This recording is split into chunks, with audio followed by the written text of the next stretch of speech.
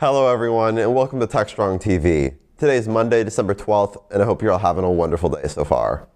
I'm your host, William Willis, and in today's show, we're going to bring you some fantastic interviews with incredible guests from around the world, so stay tuned. As always, I'm going to start off with our Techstrong News recap, filling you in on the biggest tech headlines that are making waves. Then we will go over to Allen, where he meets with Jason Chen, founder of Mach 27, and Dr. Lindsay Pauly, Director for Cyber and Space Intelligence at Mach 37, to discuss what it takes to be the next generation cyber product company and how their contributions to cybersecurity are monumental. Allen will then speak to Stefan Schiller, a vulnerability researcher at SonarSource, to discuss the multiple vulnerabilities that SonarSource has discovered, how they can be prevented, and the risks organizations face if they have yet to address SonarSource's recommendations. Then we go to KubeCon Cloud Native Con North America, where Allen spoke with Danielle Cook, Vice President of Marketing at Fairwinds, and Liz Kuhlman, Product Manager at Fairwinds, to discuss the challenges of Kubernetes and how to provide a support system for developers with security, costs, and compliance in mind. Also at KubeCon Cloud Native Con, Allen spoke with Austin Parker, Head of DevRel at Lightstep, to discuss OpenTelemetry, one of the biggest CNCF projects. We're then joined by our very own Cody J. Brown, who will hop on and tell us more about some of our upcoming webinars. Next up, we are airing episode 3 of our series, Engineering the Change. This series will follow the 3 winners of the Engineering the Change Scholarship Program as they tackle a 10-week intensive coding bootcamp and prepare themselves for careers in software engineering. Then we have 2 episodes of View with Vizard. In the first episode, Mike interviews Tim Jones, Managing Director of Application Modernization for Advanced, as Tim dives into the IT services provider's latest report tracking efforts to modernize mainframe applications. Then, Mike interviews newly appointed ConnectWise CTO Raghu Bangula, as Raghu explains how the relationship between managed service providers and internal IT teams is evolving as IT environments become more complex to manage and secure. Then we go to Qualys Security Conference 2022, where Allen spoke with Parag Bajaria, Vice President of Cloud and Container Security at Qualys, to discuss how Qualys Total Cloud will help security teams secure the entire cloud attack surface. Then at Qualys Security Conference 2022, Allen spoke with Aran Livni, Senior Director of Endpoint Remediation at Qualys, to discuss how to operationalize cyber risk reduction with patch management.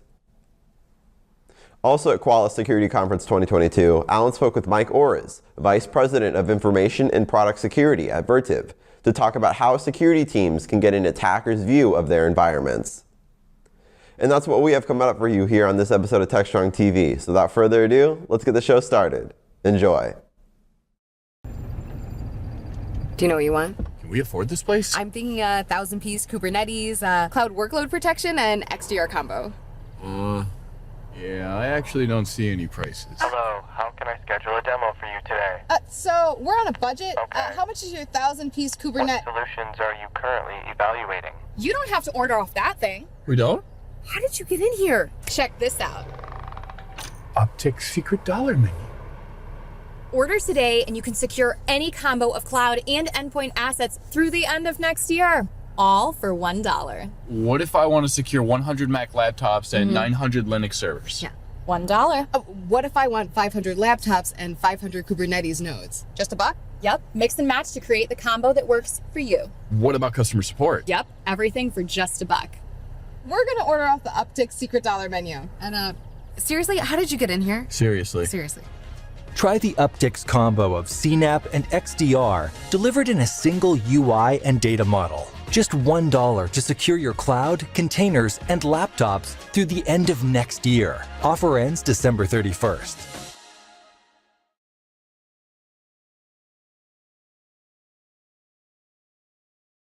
Everyone, here are the headlines for December 12th.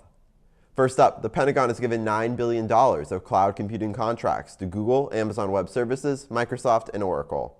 The contracts are part of its joint warfighting cloud capability to create a globally available cloud service across all security domains and classification levels. The contracts will be awarded in parts with an estimated completion date of June of 2028. This comes as the Pentagon canceled its previous cloud computing award, the Joint Enterprise Defense Infrastructure, last July due to delays in contract proceedings, changes in technology, and legal challenges. Partnering up with multiple cloud providers would put the Pentagon more in line with private sector companies that use multi-cloud strategies. Next up, an EU court ruled that Google must delete search results of people if it is proven that that result is false. The European Court of Justice stated that search engines must dereference material if it is inaccurate as part of Europe's right to be forgotten. The ruling originates from a group of investment companies in Germany that asked Google to take down articles given factually incorrect information about the companies, and Google refusing by saying that it didn't know whether or not if the articles were accurate. Since the ruling, Google has said that it has welcomed the decision and has processed over 5 million right to be forgotten requests since 2014 and will continue to do so. In other news, Meta and the FTC have begun a trial over the future of virtual reality. The FTC is trying to prevent Meta from buying the virtual reality app developer Within and its fitness app Supernatural. The FTC has stated that this acquisition would hurt competition and violate antitrust laws, arguing that it would create a monopoly in the virtual reality fitness app space. If the FTC wins, it would limit the ability for Meta to grow in what it calls the next generation of computing. Meta agreed to buy Within all the way back in October of last year, a day after switching its name from Facebook, and estimates say that the deal was for approximately $400 million. While on the subject of the FTC, it announced that it would sue to block Microsoft from buying the gaming giant Activision Blizzard. In the suit, the FTC stated concerns that it would allow Microsoft to suppress competitors to Xbox, its Game Pass, and its cloud gaming service. Microsoft has responded by saying that the deal would actually create new opportunities instead of limiting competition. Additionally, Microsoft has also taken to promising IPs such as Call of Duty to be given equal treatment on other consoles if the deal goes through. This is the most recent development in a long line of anti-consolidation sentiment and regulatory scrutiny in a deal which would change the entire landscape of gaming. On Digital CXO, we have a Digital CXO Leadership Insight video where Mike Vizard speaks with Stephen Mee, CEO of Verhana, to talk about how digital transformation requires a data lakehouse in the cloud. On DevOps.com, we have an article giving an introduction to the development tool Flutter. Flutter was created by Google with the purpose of building cross-application platforms. This article shows how to download the SDK and a demo of building an app. To learn more, go to DevOps.com. Finally, on Container Journal, we have an article looking at how Amazon Web Services announced the Amazon SageMaker Studio notebook tool that leverages containers to make it easier to deploy machine learning in production environments. AWS has said that the goal of this new tool is to reduce the amount of time needed to move a notebook to production. To learn more, go to containerjournal.com. And that's today's Techstrong News Recap. ContainerJournal.com is the leading online destination for centralized computing-related content. ContainerJournal.com covers all aspects of software containers, from container management, data management for containers, container security, networking for containers, to the entire container ecosystem, Kubernetes, microservices, serverless, and more. ContainerJournal.com has the largest selection of container-related news, featuring breaking news, blog posts, podcasts, and more. Visit www.containerjournal.com to learn more. This is Techstrong TV. Hey everyone, welcome back to Techstrong TV. I am really happy to make you all aware today of a project I've known about for some time called Mach 37. We're going to tell you all about it. I have two key people from the project to introduce you to help you with it. Let me first introduce you to Jason Chen. Jason, welcome. Welcome to Techstrong TV. How are you? I'm doing well. Thanks for having me on. Good. Hey, if you wouldn't mind, give people a little bit of your background. Sure. So hi, everyone. I'm Jason Chen. I'm the CEO of Mach 37 and CEO of VentureScope, parent company over Mach 37. I am a four-time startup founder and have been working in the startup accelerator space for about 15 years now. kind of before accelerators and incubators all became kind of common buzzwords within the startup ecosystems. I was kind of a one-man show, and then over my career have evolved to running multiple different types of accelerators, having been a founder myself and realizing everything that needs to go into doing a startup, and recognizing all of the support that is needed to be successful. Have been active in the accelerator space for a while as a means to give back to founders and to help them make their dream come true with their business. Excellent. We're going to jump more into Mach 37 in just a second, but first I want to introduce our second guest, and she's Dr. Lindsay Polly. Did I get that one right? Yep. Dr. Lindsay is also with VentureScope, and Lindsay, maybe a little bit about you. Yeah, thanks for having us, Alan. So as you said, Dr. Lindsay Polly, I'm currently the Director for Disruptive Technologies at VentureScope, as well as the Director for Cyber and Space Intelligence at Mach 37. So my career began back at the RAND Corporation. I worked on their science and technology projects as a code lead for their defense, so DoD, DHS, and IC projects. Worked in their cyber cell, also got pulled into what became their emergent technology group. So we worked on anything from hypersonics to AI spoofing, and then of course more recently things like misinformation, disinformation platform topics.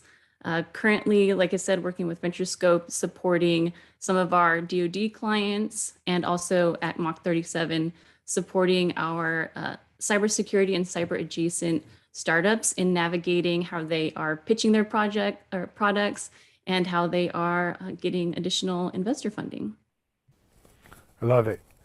You know, so I wasn't aware that VentureScope was the parent of the Mach 37 accelerator. So if you don't mind, let's spend a little bit of time kind of explaining VentureScope and what it is and does. Sure. Either one of you. Yeah, I can jump in on that, Alan. So VentureScope was founded back in 2007. It is an innovation strategy and venture advisory investment firm. We work with public and private sector organizations to apply different innovation methodologies internally, oftentimes to help them to develop internal new capabilities, right? And to apply a lot of the lessons that are taught through accelerators such as Mach 37, bring those basically in-house to large organizations to help them develop those new capabilities. We also do a lot of emerging tech scouting. Lindsay actually leads that work for us. And so we help advise large organizations on build, buy, partner decisions when they're kind of scanning the landscape of emerging technologies and seeing what's out there. What should they consider building on their own internally? What should they license or acquire? Or what should they go out and potentially partner with a young startup that's doing something truly disruptive to see if they can kind of bring those resources, their resources to bear and catapult that company forward a lot faster. So we do a lot of work with large organizations helping to advise them on that. Mach 37, just since you brought it up, was actually founded in 2013 by the Commonwealth of Virginia. It was operated by the Commonwealth of Virginia for about 6 years. They then brought in VentureScope, and given that we had operated accelerators, worked with a lot of startups, invested in startups, our team has a lot of founder experience. They basically brought us in to operate the program starting in 2017. And it was actually in 2018 where we had discussions with the Commonwealth about acquiring Mach 37 from it, privatizing it so that we could basically move it into, the next phase of its life and tweak it to modernize it and bring some new things to bear with it. So we actually ended up acquiring majority ownership of Mach 37 in 2018. And then we acquired the remaining shares of Mach 37 in 2020 and operate it solely through VentureScope at this point. But we still work with and are partnered with the Commonwealth of Virginia, as well as a lot of other public sector organizations. Excellent. So let's, it was, I think, a great segue. I've been involved in the incubator accelerator marketplace for a long time. One of the companies I started, Still Secure, was started in a Mobius incubator back in Colorado. And then I was there when Techstars which to me was kind of the first accelerator that I was familiar with. Techstars was started by my friend Brad Feld and David Cohen, and early on I was really inside it, right, privy and helping and all of that. Of course, as I think you said, Jason, it's become incubator, accelerator has become much more accepted, known. It's a path that people go by. It's a preferred path people go by now to launch their startups. What was the special sauce for Mach 37, and I remember when it was launched even, was that it was in that Northern Virginia, Washington, D.C. Beltway region. And so there was always this special relationship to the federal marketplace and all that brings, which, Dr. Lindsay, to your expertise and your background with RAND, right? It kind of lends itself to the idea of DOD and space and, all of the kind of things that the federal government is really digging deep on. Yeah, no, that's actually very true, Alan. When Mach was stood up by the Commonwealth, it was intended to take advantage of being, geolocated right with the federal government and taking advantage of that cyber tech corridor in Northern Virginia and frankly, even up into Maryland. What we actually found when we took over the program is that there had been a fair amount of contact with the federal government, civil, DOD, national security, you name it, but that it actually didn't have a ton of inroads. A lot of the companies that had gone through Mach 37, during those first 5 to 6 years, they were interested in working with the federal government, but a lot of the traction that they had to date was actually focused very much a lot more in the private sector. And so fast forward to, where we are now, and since we've taken over Mach 37, that is still the case where a lot of the companies that go through Mach are very focused on the private sector, but we have made some intentional inroads into trying to develop deeper relationships with the federal government. That's one of the things that Lindsay is helping to lead as well, to basically see if if we can help those companies get adopted and find use cases within the federal government. Coincidentally, you're probably already aware of this, over the last year, 2 years or so, there's been a bigger emphasis on dual use technologies. And so that has benefited Mach 37 and the outreach that we are doing with the federal government.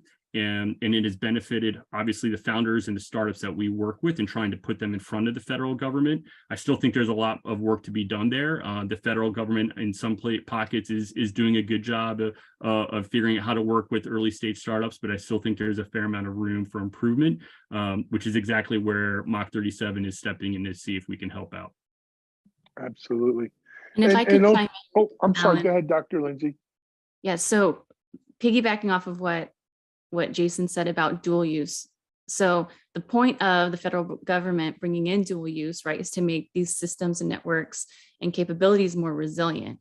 So one way that we do that as an accelerator is making sure that our startups coming in are what we say mission aware, but market focused. So they're aware of these different missions that might be applicable to their particular capability, but they are focused on getting market traction and getting a lot of their funding from the market. That's how you develop a healthy startup ecosystem that can serve the government and the private sector as well. And it makes the government and the DoD, et cetera, less dependent on contractors for being able to fulfill and develop new types of capabilities by using these, exploiting what we have, what we can, and building what we must type of a mentality. That's where Mach 37, I think, stands out among other accelerators. I think it's almost more than a dual role. It's really become a public-private partnership. Yeah. Right, especially in security, right, where we deal with things like software supply chain security and SBOMs and these things. We've always had MITRE very involved, and that's sort of kind of quasi-governmental, that goes back and forth, and NIST and so forth. But, with the CISA and the executive orders coming directly from the White House have really pulled security front and center there. Dr. Lindsay, I want to explore your role more, though. Repeat your title, if you don't mind, And share with the audience what exactly is it you're doing. Yes, so currently dual-hatted. At VentureScope, I'm the director for disruptive technologies, while at Mach 37, I'm the director for cyber and space intelligence. So at VentureScope, really in both capacities, I'm supporting the stakeholders that we support through both entities, de-risk their decisions around new technologies for both investment purposes and roadmap development purposes, to by providing them market intelligence on either new capabilities or non-traditional market players, and benchmarking those players and those capabilities against each other. So in a nutshell, we are helping these entities really understand where they fit in the emergent technology and innovation ecosystem, and help identify which capabilities they can best leverage to meet their end goals. Now, that is executed a couple different ways. For VentureScope, there's a portfolio of options for how we support these stakeholders. But one example that we can talk about is we have embedded teams that support some of our DoD efforts. And these teams actually sit with the software development teams and help identify new tools that might be coming online, how to better secure their software stacks, how to better secure their software development pipelines, and make those development teams more agile and flexible so that they can meet the needs of warfighters in the moment that they need a specific tool, instead of waiting 6 months. In the Mach 37 capacity, in addition to sort of taking that VentureScope role into Mach 37, I also directly mentor some of our cyber focused or cyber adjacent startups to help them better articulate their product offerings to the defense and the DoD and the prime stakeholders. So excellent. So my understanding, Mach 37 had a distinct cyber focus.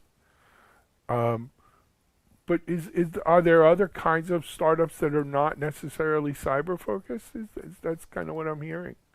Historically, Alan, Mach 37, when it was started up, it was the cyber accelerator. It pivoted very, very quickly, very hard into cybersecurity, which I think Mach 37 is known best for. Since we acquired Mach 37, since 2018, as Lindsay kind of alluded to earlier, those cyber adjacent spaces that we feel, security is important, is where we've expanded a lot of our work, a lot of the tech scouting that we're doing, and a lot of the companies that we're trying to source and bring through Mach 37. I would say that, probably 60% to 70% of the companies that go through Mach are still a very, very specific cyber security oriented company. But we have been sprinkling in a handful, every cohort that are in those tangential spaces, right? So by tangential space, unmanned, where security is important, unmanned systems, quantum computing, AI and machine learning, neural networks, those sorts of areas. So as a result, that given cybersecurity is a horizontal, given some of those cyber, tangential spaces are also horizontals, it has expanded our deal flow. It has expanded to a significant degree the number of technologies and emerging technologies that we are looking at to source our cohorts. And that's exactly why, Lindsay has those cool titles that you heard her mention. I think she has the best titles in the company, and she definitely has some of the best work that we do. So, yeah. Very and cool. To your point, Alan, earlier, you were talking about how the private sector and commercial and government are becoming more intertwined. And that's where, we can't just be focused on cybersecurity anymore, because cybersecurity is now part of everything. And I think space is a great example of that. We've seen the government, commercial intertwining of those capabilities and those efforts not only become more aligned, but materializing, right? And we're seeing the additional launch capabilities that are coming on with these partnerships developing. So this whole trend of the new commercial space economy that you're hearing about is not just great for people who are 3D printing rocket boosters, but it's also a great opportunity for the cyber and cybersecurity community, because now we have a whole entire new domain with its own types of, similar but different archetypes or architectures and tools that need to be secured in, increasingly innovative ways. Excellent. Guys, I want to make sure we left enough time here for people out here who, there's a lot of entrepreneurs. Within the tech world, there's a lot of tech people who, hey, they want to start their own. They think they have a great idea. What's the best way to engage Mach 37? What's the on-ramp here? Well, if they email us at hello@mach37.com, that's a great way to get in front of our ops team. That'll definitely get in front of me. It'll get in front of Lindsay. It'll get in front of our other operations director and our COO. That's an easy way to do so. But they can also swing by if they're in the area. We are active, trying to become more active coming out of COVID, attending events. We're going to be hosting some events this coming year in 2023. We're going to be celebrating our 10-year anniversary, so we're in the early stages of planning a big event to make note of that. So yes, being cyber, we are definitely accessible digitally, but we recognize that it's always better to meet folks in person. And frankly, from an accelerator standpoint, that's one of our key value props, is kind of being that congregator, right? And so we would encourage anyone who's listening who is interested in, either bringing their startup to Mach 37 and having it go through Mach 37, or if they're a potential mentor or investor or someone working at a large prime or with the federal government, we would welcome them joining us at our events, getting to know our team, and getting to know our alumni and seeing how we can work together. Love it. And just for people out there, it's the website for the program is Mach, M-A-C-H 37, number 3, number 7.com. That's correct. All right. Jason, Dr. Lindsay, thanks so much for being our guest here on Techstrong TV. Keep us posted, especially as these events are coming up. Maybe we could do some coverage. Oh, that would be great. Thank you very much for having us, Alan. Our pleasure. All right, we're going to take a quick break on Techstrong. We'll be back in a moment.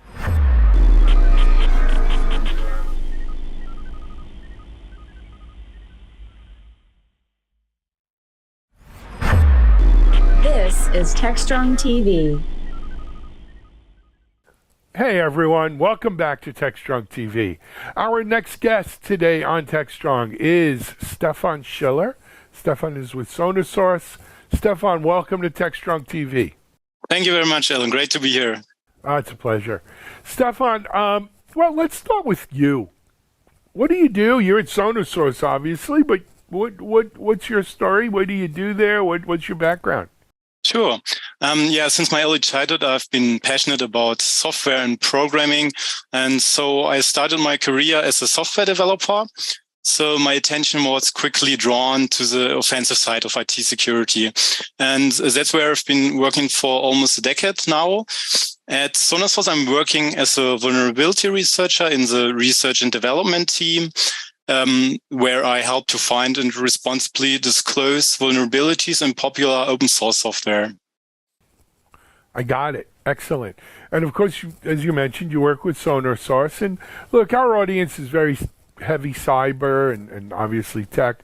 A lot of them know SonarSource. But for those who maybe aren't sure or not familiar, how would you describe SonarSource to them?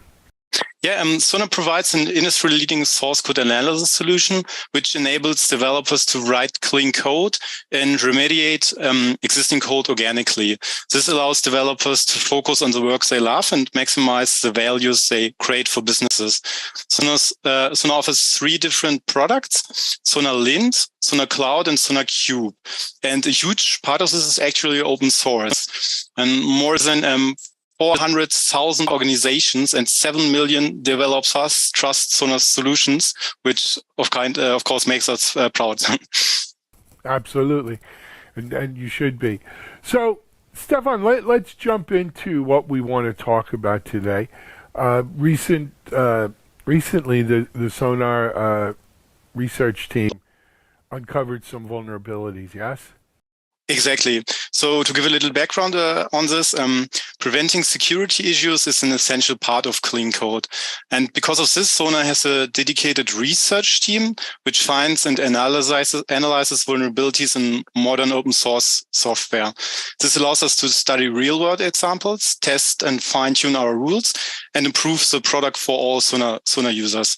And in the research team, we try to find new vulnerabilities which are not discovered by our product yet, because this is an important part of what the research team is about. We want to discover new vulnerabilities in popular software, which has already been audited a lot by the community or other security professionals. And this way we can unveil blind spots in the software and sharpen our products to enable Sonar's user to even find those rather tricky vulnerabilities in their own code. And yeah, regarding the findings in CheckMK, we can get back on. One of these vulnerabilities was actually discovered by Sonar Cloud in the first place. And with our feedback to our application security team, we can find even more of the other vulnerabilities soon as new rules are implemented for these. And that's pretty cool because once a new rule is adopted, every Sonar user can profit from it and find similar vulnerabilities in their own code. Excellent. So, this particular vulnerability, can you give us kind of the taxonomy, if you will, right? How did this all come about? What's gone on since? And also, like, why do our readers really care about this? Yeah, sure. Not readers, viewers. I'm sorry. Sure. I'm being old-fashioned. So the vulnerabilities we discovered were in a software called CheckMK, which is a modern IT infrastructure monitoring solution developed in Python and C++. And as a monitoring solution, it's usually deployed at a central position within a company's networks and has connectivity to all monitored devices. This makes it a high-profile target for threat actors. And the vulnerabilities we discovered allow an unauthenticated attacker to fully compromise a CheckMK server. So if you have a server running a vulnerable version and attackers can reach the server, they can fully take over the server. And this is usually really bad because the monitoring server is a central component within a company's network. It has connectivity to all monitored devices, and it may even contain credentials of the monitored devices. And yeah, what devices do you monitor? Devices that are very important and sensitive, like database servers, file servers. So by taking over the monitoring server, attackers could easily spread on the company's internal network. Absolutely. And,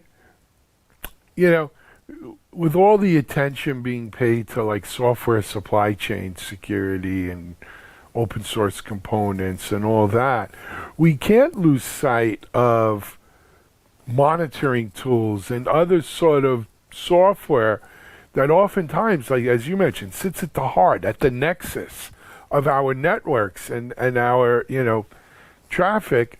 And, a vulnerability there is truly, it's an overused word, critical. But that's really a critical location to have a vulnerability in some software. Exactly, it is. And the most exciting thing about these findings and the exploitation chain we describe in our blog series is that each of the vulnerabilities on its own is either limited or already requires certain access to be exploitable. But combining the vulnerability leads to a domino effect. So exploiting the first vulnerability gives attackers the ability to exploit the second one, which then gives them the ability to exploit the third one, and so forth. This way, the security castle collapses like a house made of cards. Yeah, no, and that's exactly what happens. Now, just look, we also have a lot of non-security, non-cyber people out in the audience. What's the bad things that can happen as a result of this?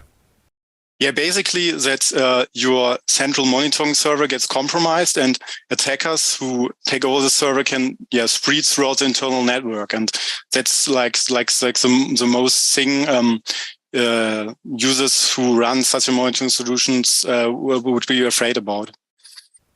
Absolutely.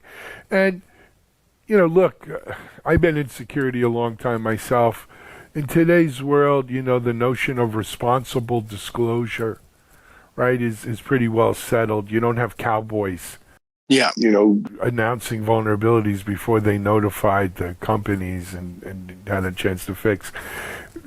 Can you give, if you know the details, share with our audience a little bit about kind of what went on here behind the scenes to close this up before you guys went public with the disclosure?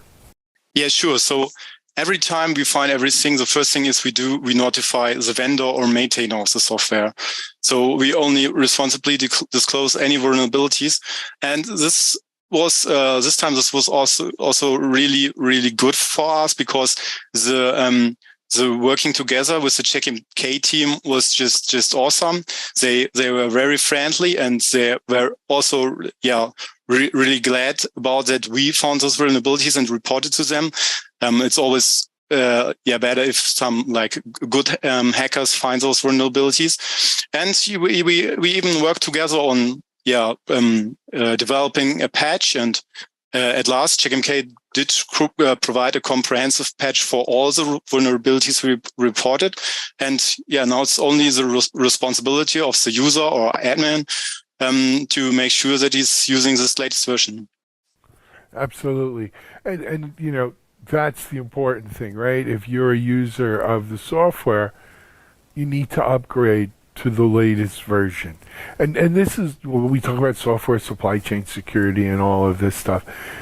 Some things don't change in security, and that is, one of the things is you got to stay on top of your patches. You got to stay on top of your updates. You need to be running latest versions. And I realize that as organizations, large enterprise organizations, it's very hard for them to roll out a patch or to roll out an update, because they want to make sure, look, this thing sits in the middle of their monitoring solution. They can't afford to go blind. But sometimes it's more important not to be hacked either. And so you need to, right, you need to be on top of, you've got to have a regular a regular upgrade patching system in place. Exactly. And what this thing also showed us, that you should always stick to an assume breach paradigm, which is also true for the patch management. But it's not only something which can be applied for network operators, but it's also something a software developer can apply. Because the term assume breach is more commonly used when talking about securing enterprise networks, but for software development, it's also true the same way. And a fundamental point of this is that you should never refrain from securing a component because it's internal only anyway. This can quickly lead to a domino effect, and applies regardless of whether this component is a server on your network or a software component. Agreed. I agree with you on that. So the patch for this is available. People can get it. Give us an idea of the amount of bugs you guys are finding over at SonarSource like this. Yeah, it depends a little bit, but we usually for the last year about 50 critical vulnerabilities, I would say. So really. Quite that's a lot, I guess. That's more than 4 a month, 1 a week. Yeah. Crazy. Where can people find out and stay on top of what's the latest research coming out of SonarSource? Yeah, so we run a blog post, as I said, where also these articles were published on the vulnerabilities in CheckMK, which can be seen at blog.sonarsource.com. And we also run a Twitter account for our research, especially, which is called Sonar Research. I love it. Stefan, I want to thank you for coming on here and sharing all this with us today with our audience. Great work on this. And also, look, this is the way you do things, right? You make aware the company of you let them know their vulnerability, you let them fix it before you go public. And the work of you and those like you and, white hats as we call them, Stefan, really, it keeps us all safer. So thanks for all you do, and many thanks to SonarSource on this, okay? Thank you very much, and it was an honor for me. It's an honor to have you on. Sonar Source, Stefan Schiller here at Techstrong TV. We're going to take a break. We'll be right back.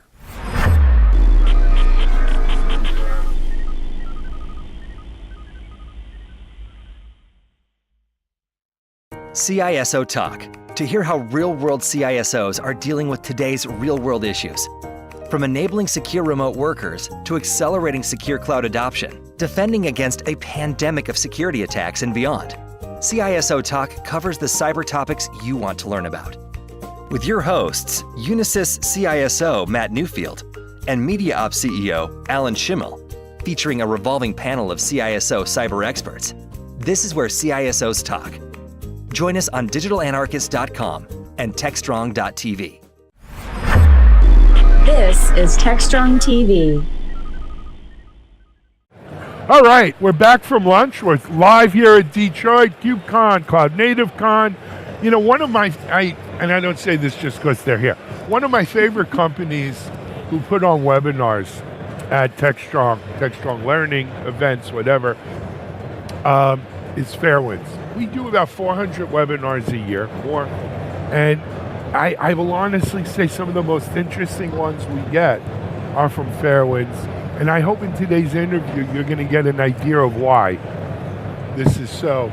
I want to introduce you to Danielle Cook, Liz Kuhlman.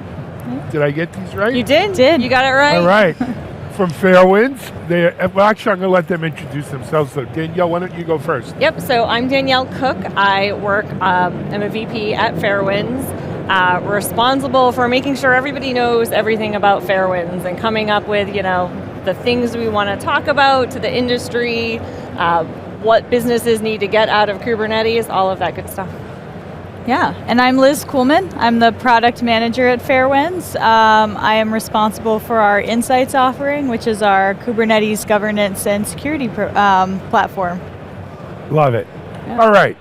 So you are responsible for people understanding about Fairwinds. Absolutely. So I'm going to throw it right at you, Danielle. Okay. So the challenge with Kubernetes is that it's like this wild west of clusters and workloads and everything's ephemeral, so your environment is starting and stopping, and it can get out of control. And then when you have more DevOps teams coming and they're trying to enable their developers to use it, it again gets out of control. So our governance platform, Fairwinds Insights, looks to solve that.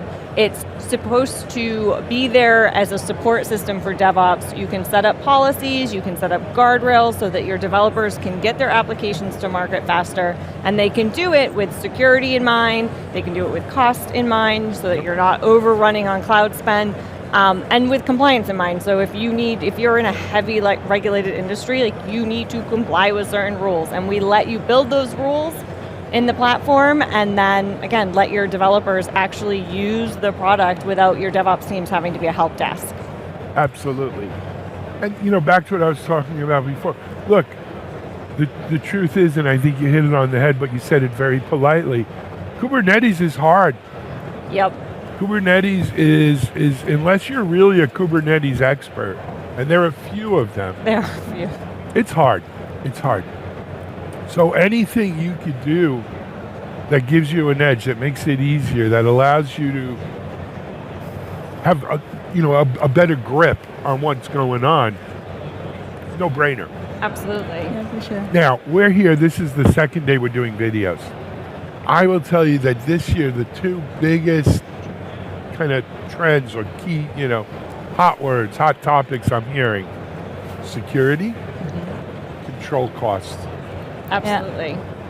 And they're kind of linked in some ways, right? Because they're all about, you can't do either one of those without really having insight into what you got, what's going on in your Kubernetes environment, cloud native environment, whatever you want to call it. So, once you have that, there's a lot of things you could do. Now, you mentioned the Insight, is it called Fairwinds Insight? Yes. And it's a great way to have visibility, insight into what you got going on. But you also announced some new. Yes, do you want to chat about our cost features? Yeah, so on the topic of why Kubernetes is just so difficult to navigate, cost is no exception. just given how dynamic the scheduling of Kubernetes is, right? You can have like multiple workloads sharing a node, for example.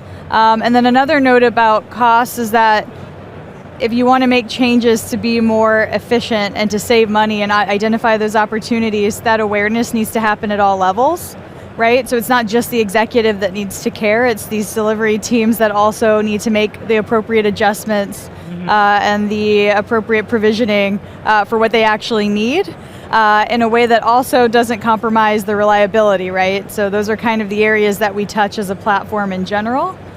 So the most exciting thing we just came out with is a new way to break down your costs and make recommendations in a more granular way. Because of how dynamic this is, we can now break those costs down by the workload and the actual container. If you've got a multi-tenant setup, we can also like compare namespaces with each other. So really helping you identify your most costly expenses at that more granular level. But also, if you need to bill specific teams, you can also break down those aggregations that way as well. So we're excited to provide that level of transparency. Absolutely. And that's the kind of insight and control you need to put it together. I just want to make sure I don't give people wrong information. You announced it here at the show. Is it available now? It is available now, yes. Do tell. How do we get our hands on this? You can go to fairwinds.com and we have the Insights free trial that you can get on and start using it. We're actually going to be releasing a free tier soon, which will be free for life, where you can access this feature and try it out. So that's kind of exciting. And not to put you on the hot seat, but yeah. That's to come. Okay. Yeah. But I think what's really important is that FinOps has been a term with the cloud that has been around for years, and there's loads of people doing it really well and at large organizations. But Kubernetes is this black hole of FinOps. And it's because of, as listening to you, Liz, like there are a lot of details that the finance team doesn't know about Kubernetes, and they don't know the ins and outs of a namespace versus this workload or that.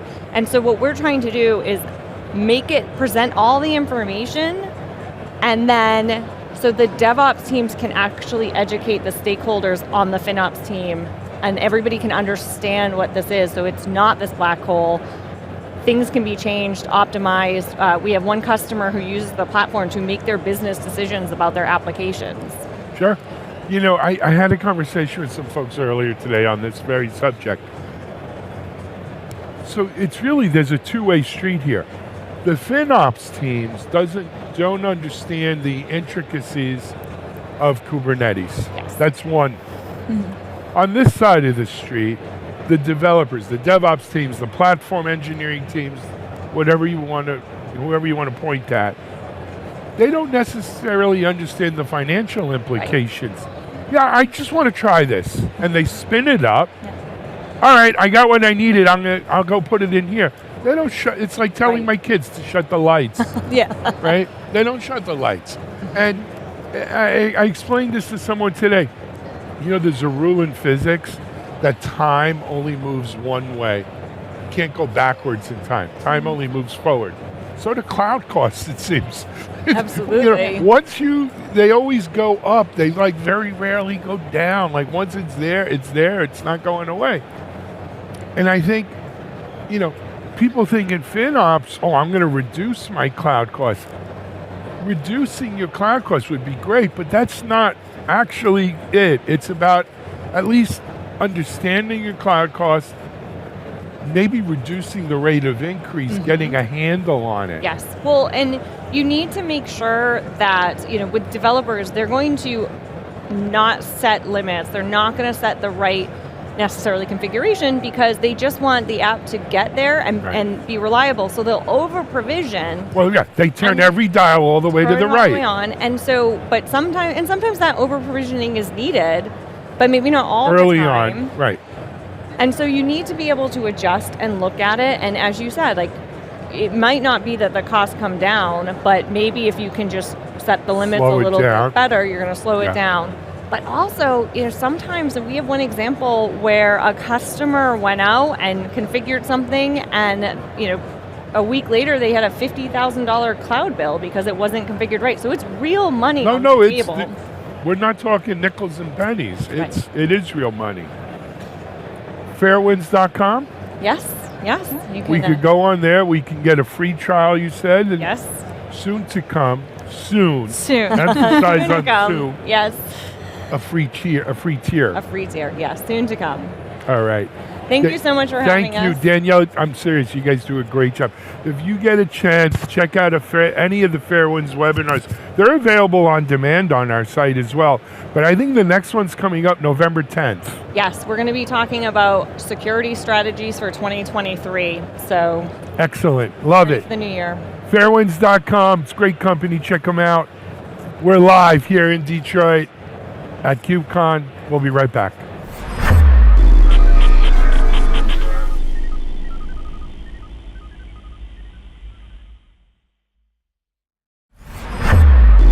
This is Techstrong TV.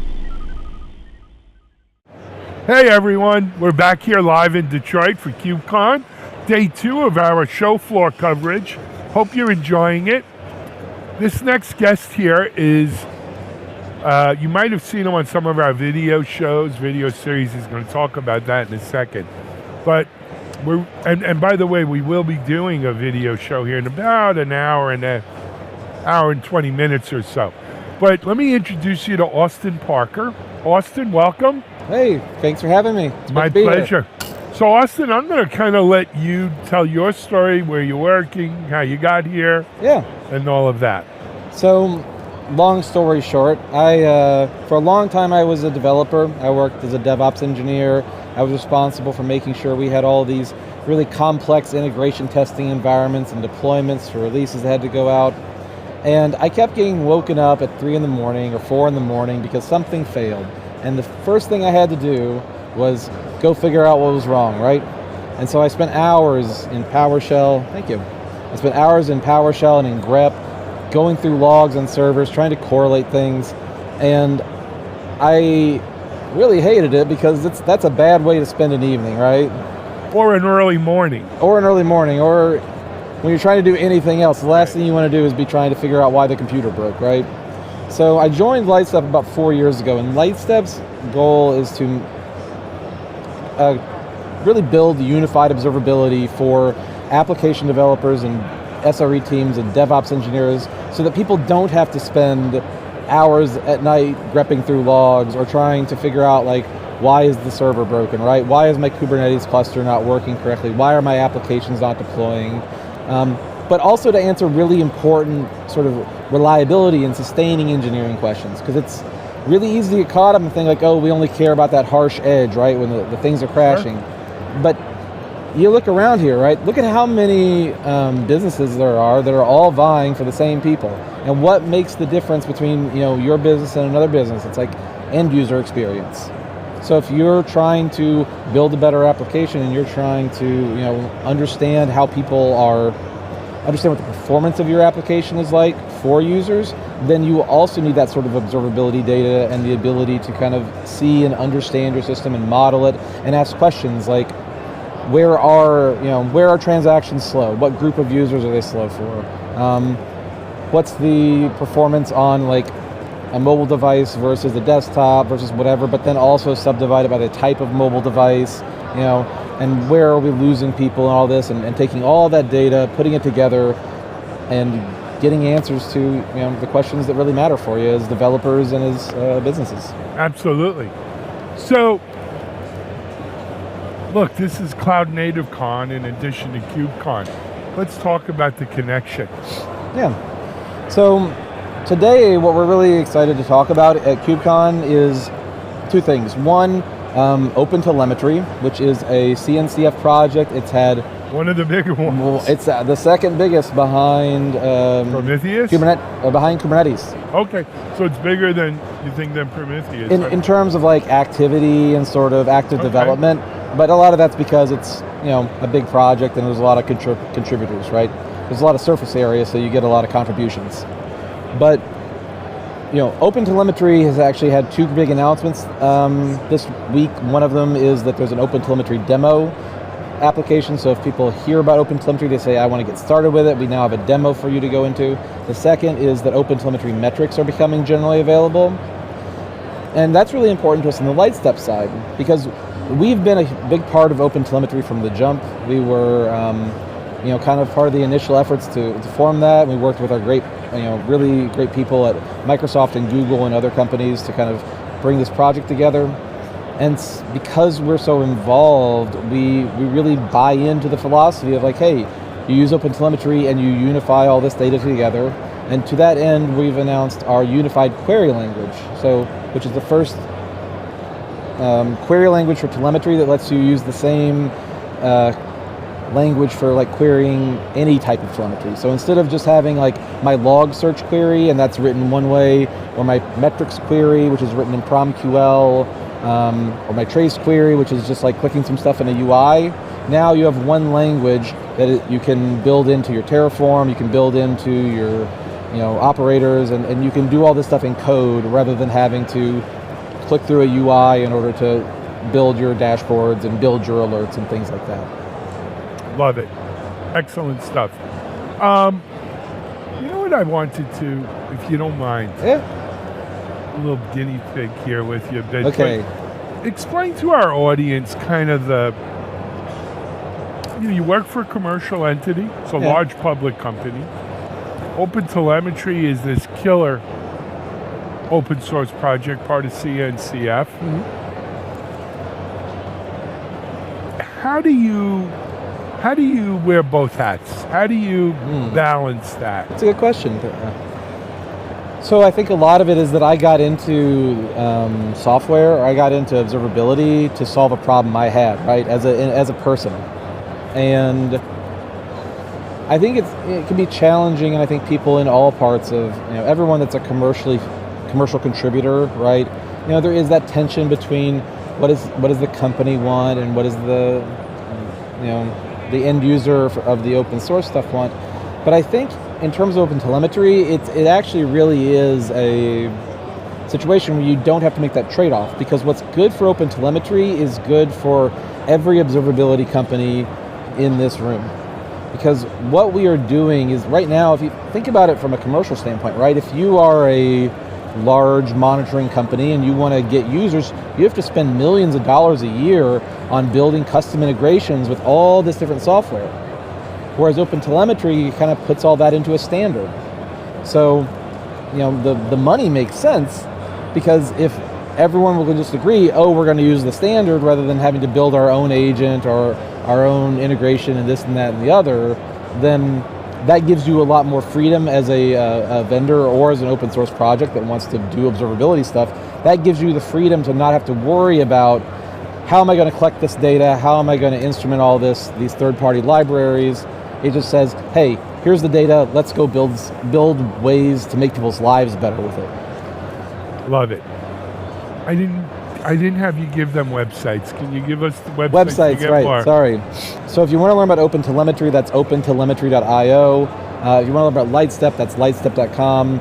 If you go to our special KubeCon page, it's /KubeCon, lightstep.com/KubeCon. And that has a lot of links to demos and resources about what we're showing with UQL for Kubernetes applications.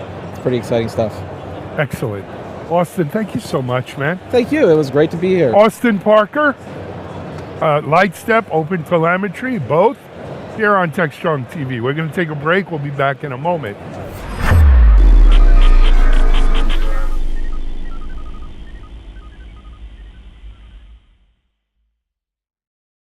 DevOps.com is the #1 online destination for DevOps education and community building.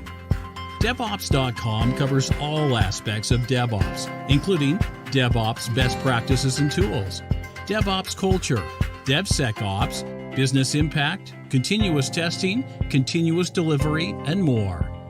DevOps.com has the largest collection of original DevOps content, featuring breaking news, blog posts, podcasts, and more.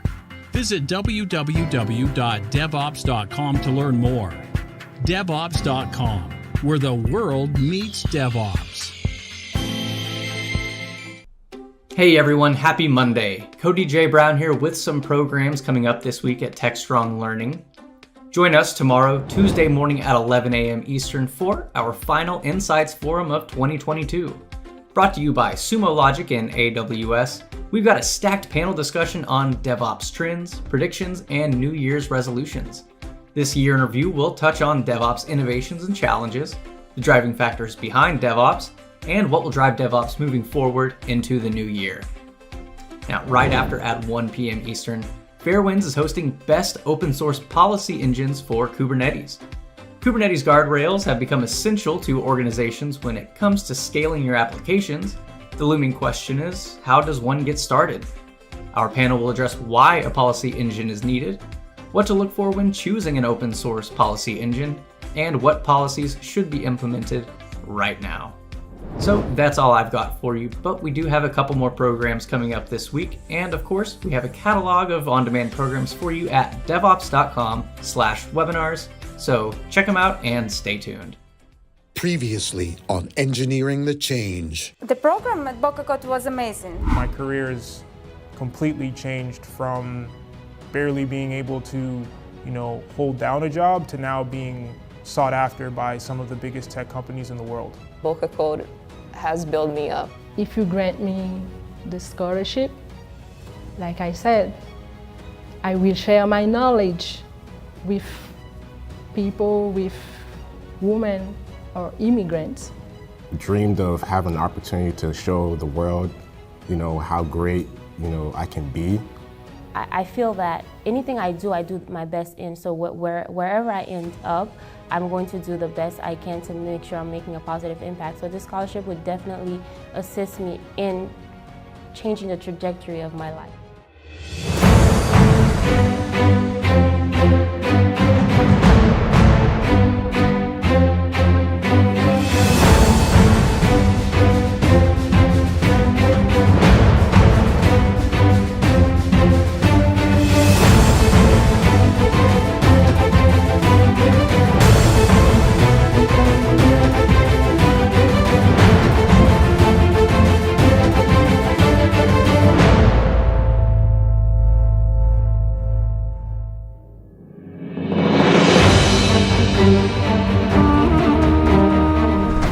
Excited to tell Carly about her winning. She is so pumped to really embark on her career as a software engineer. All right, Carly, we got the whole camera crew with us. All right, come on in, guys. We're coming in. Carly, I'm sorry, your name? Harold. Harold? Yes. So we're making this presentation of $10,000. You got it?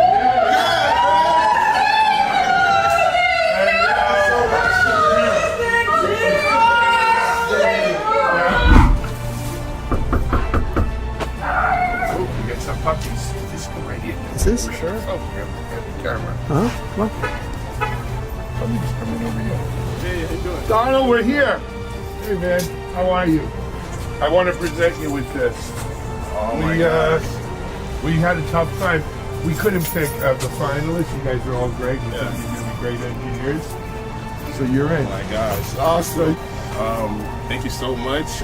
This is a very awesome opportunity, and I look forward to strive for the best. Awesome. Thank you. You're going to be a great engineer, man. Thank you so much, Donald. This was by far the strongest class of people we had who applied for the scholarship. We were able to get it down to 3 finalists, but then in meeting with the judges, we couldn't pick a winner. So what we decided to do is just pick all 3 finalists as winners, and so we want to make this contribution to your life. And we're going to award Stephanie Sanchez as one of our 3 Spring 2022 winners of the Engineering the Change Scholarship. Stephanie, congratulations. Thank you so much. Hey everyone, I'm Alan Schimmel, CEO of Techstrong Group. We are a tech media company based here in Boca Raton, Florida, and we have been for 8 years. I've been a resident of Boca Raton for 20 years now, and it's always been one of my hopes, aspirations, is that South Florida would become a tech hub.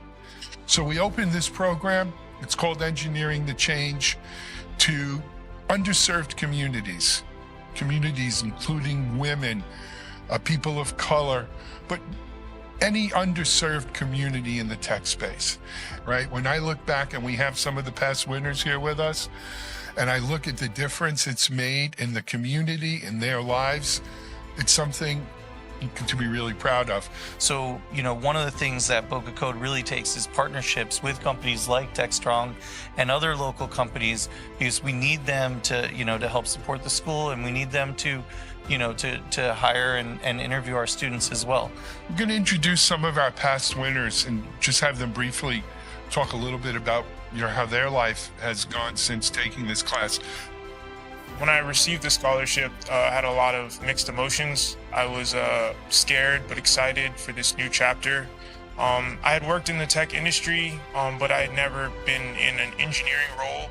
The people at Boca Code, Todd, who I affectionately call Coach, because I kind of think of him as the coach in a game, they guide me step by step the whole process. When I graduated from the cohort, I had over 10 offers from tier 2 and tier 1 tech companies, and I had my pick, which was the first time in my life I really had to make a choice where it was completely my decision.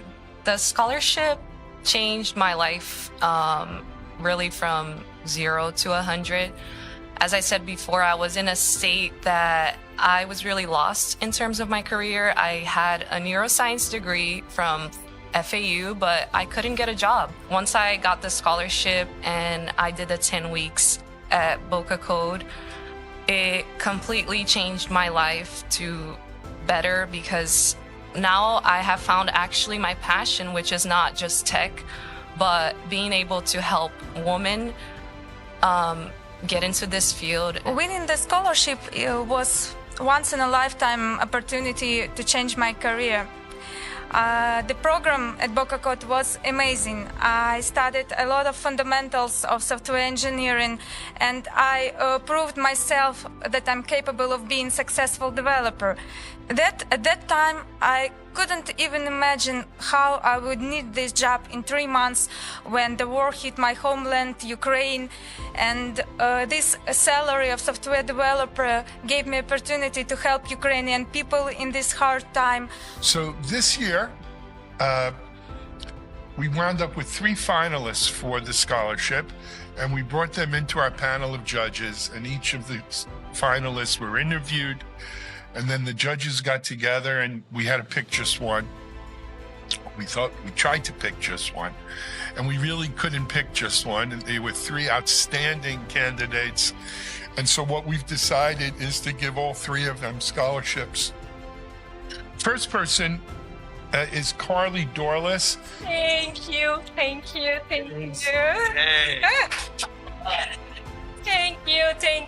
for the opportunity. So I'll hold the check for you later. I will do my best to be successful and to help other women and other people. Our next winner of the Engineering the Change Scholarship for 2022 is a gentleman named Donald Vizio, and Donald will tell you his story. Donald, come on up.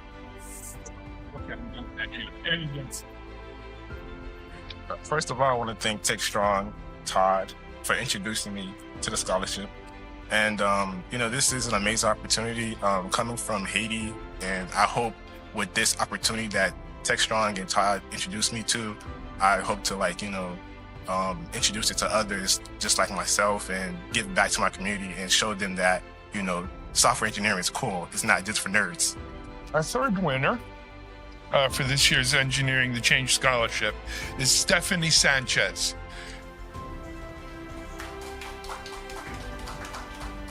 First of all, thank you both for this opportunity, and congratulations to my fellow recipients. I know we're going to make a significant change in the world. I come from a background of social work, and so I hope to be able to continue to put the people aspect in technology as we help others around us. I'm so grateful to be able to be a part of this. Thank you.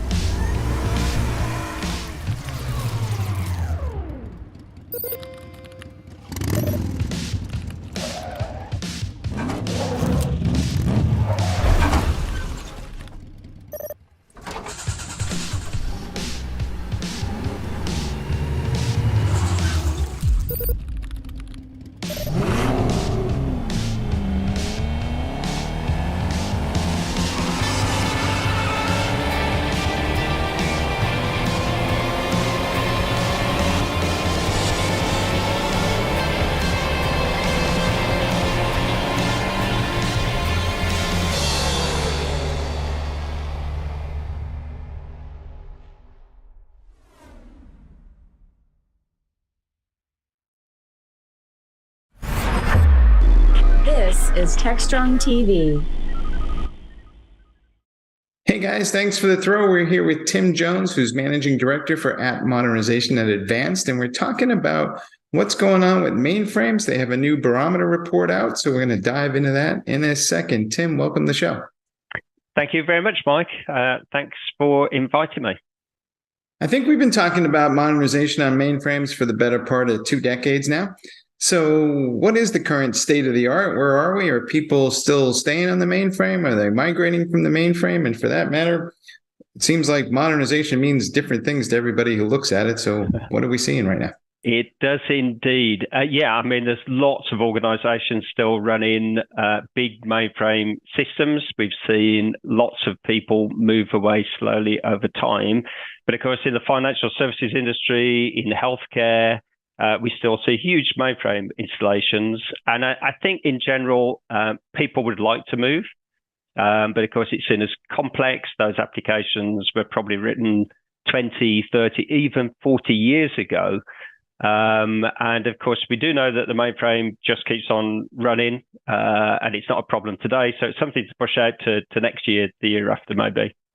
But what we saw through the pandemic, of course, with a lack of resources, we saw that situation change. And I'm sure we can get into some of those stats as we go through this discussion today. So what leapt out at you, or what surprised you most, since, it seems like both of us have been around the block a couple of times. So, as you look at all this stuff, what exactly is making you go, wow, I didn't think that would be the case? Yeah, there's a couple of things, actually. I mean, we've been in the business of modernizing applications for about 35 years. So there's always a steady stream of people who are looking to move from one legacy platform or application to something more modern. But what we've seen is that situation accelerate. So if we look at before the pandemic, then we saw 11% of organizations had undertaken some form of modernization initiative on their mainframe estates. If we look at that post-pandemic, that's risen to 90%. So 90% of organizations that we talk to, and these are enterprise organizations, banks and insurance companies, government bodies, have started to modernize because I think it's a case of we can't wait until next year. We need to address it now. I think there are some other interesting stats that came out of our survey and report. And when you look at the top reasons for modernizing mainframe, of course, historically, it's a very stable platform, but it's very expensive to run. Of course, there's the shrinking talent pool. So many of these applications are written in COBOL. And we also see lots of other languages like assembler even. And my father's 82 years old, and he started his career writing in assembler. But we still see lots of that code today. So those are the typical responses. It's cost, or we want platform consolidation. Of course, in the last couple of years, we've seen cloud move to the top of that list. But the thing that really surprised us in the latest survey is that people see security as the biggest risk to the organization. And we did go, wow, why can that be? Because, of course, a mainframe system is typically a very secure platform. But of course, in order to really utilize the data that sits on those mainframe systems, you need to be able to extract that out. And so when you get all these different integration points into the mainframe and you need to get data out, then of course you've got another type of skill set and a whole new set of processes. And of course, in that, it creates risk, and organizations are looking to implement single policies to manage that risk. So we were really surprised that jumped to the top of the list. So security came out first. Second was the strategic shift to the cloud. And then third was the high cost of licenses and so on. And then, of course, we got things like the shrinking talent pool, as I talked about. So what is your sense of how many people are kind of rehosting applications as part of their modernization effort and shifting to the cloud versus, say, going in and turning an existing application into maybe something that's written in Java using microservices? What's the mix of that look like? Well, it's interesting. That's one of the questions that we ask. So when you embark on your strategy for modernization, what approach do you take? And I'm sure that you've heard of the 5 R's, sometimes called the 7 R's, depending on how you look at it. But in the 5 R's, we get refactor, we get rehost or replatform, we get replace, rewrite or retire. And top of that list is to refactor. So that's to take your application, which is written in COBOL or software AG's natural, and then to convert it to something like C# or Java. So you can, there's a couple of different approaches for that. One is that you can use an automated conversion technique. Another is that you could do that incrementally and replace some of your services with services written in new language types. And that's, I think it comes out top of the list because it's seen as the lowest risk, most predictable way to undertake that modernization. But second is rehost, replatform, and that's what we used to call, if you like, the lift and shift. So you take your COBOL application, you take it off of the mainframe, and you move it across and you drop it onto your target platform. And sometimes that can be the right approach to take. If you're looking to reduce your run costs, then that's often the quickest way to get there. Of course, the challenge there is that you're left potentially with the same language that you had before, and some of the technical debt that you had in the application that you wanted to move. Third, of course, is to replace. So replace with some form of COTS package, a commercial off-the-shelf package, and that's suitable for some applications. If you're talking about a finance application, which doesn't change particularly often, then that could be a good solution. Fourth on the list is to rewrite. And of course, if you were to speak to the development community, that would be their preference, I suspect, because you take your old application, understand what functionality was in there, build your list of requirements, go and rewrite your new application. But of course, we also know that's probably the longest time to value and, of course, the highest risk. And we've seen lots of projects that start off as, a 3-year timeline that turn out to be 6 years because it was just more complex than everybody thought it would be. But of course, you can then end up with an application that is, if you like, cloud enabled, cloud optimized with macro and microservices out of the gate. And then the final R is to retire that application. So occasionally an application can be consumed within some other program that's going on elsewhere in the organization.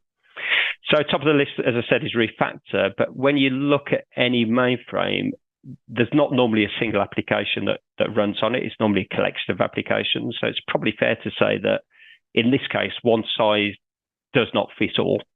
So often people will take on a different disposition strategy for different collections of their applications. And one application that you want to refactor might be the right course of action to take, whereas another one you may replace with a COTS package, and another one you may choose to rehost. So it depends. It's a matter of understanding what you've got, where you want to get to, and taking a balanced view on it. If I refactor, are you starting to see people adopt more DevOps processes and practices as they go to rebuild or rewrite those applications versus the more traditional waterfall kind of approaches that have been historically used in mainframe organizations? We have, and I guess that's tied into people's view that they want to get to the cloud, of course. When we look at our survey results, I think 68% of people want to go directly to the cloud to deliver some of those benefits. But of course, attached to that is that whole DevOps pipeline. And certainly one of our customers, interestingly, most of our projects are undertaken in the US, about 70%, but one of our customers in the UK saw the turnaround time on implementation of changes on the mainframe. It was 2 weeks. And when they moved to their standard DevOps process, then they could deliver 2 releases a day.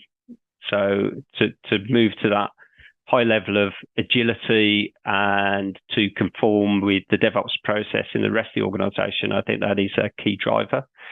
I don't think that people are prepared to wait for change now. I think if we go back 20 years, then we talked about software changes and we said, yes, well, that release will be on a cycle of one a month, and that was okay. I think organizations drive change far more quickly than they used to, and that level of expectation is there. So, yeah, absolutely, it plays into the DevOps pipeline. What's been the impact of digital transformation? We hear a lot about it, and I guess a lot of applications may be calling on data that resides in a mainframe, but is that a factor in the decision-making process for modernizing applications? I think it is. I think over the years, people, if you like, have stretched those mainframe applications, and you can see that people have written integration points that allow you to, for instance, put a web application on the front of your mainframe data, if you like. One of our customers has developed a mobile application that looks like every other mobile application, but actually the data being served up is coming from the mainframe. And that can take you so far, but then I think you start to get challenged by the limits of how you can process that data. So I think that situation has changed. I think for people to be able to move, if you like, to the next level and Internet of Things and really modern technologies and be able to support and move that mainframe application forward, then, of course, the time, I think, has come for change and come out of those environments. Are you seeing a lot more Linux running on mainframes these days? Because it seems like that's one of the big pushes that IBM has underway, but it's not clear to me if the customers are on board or not.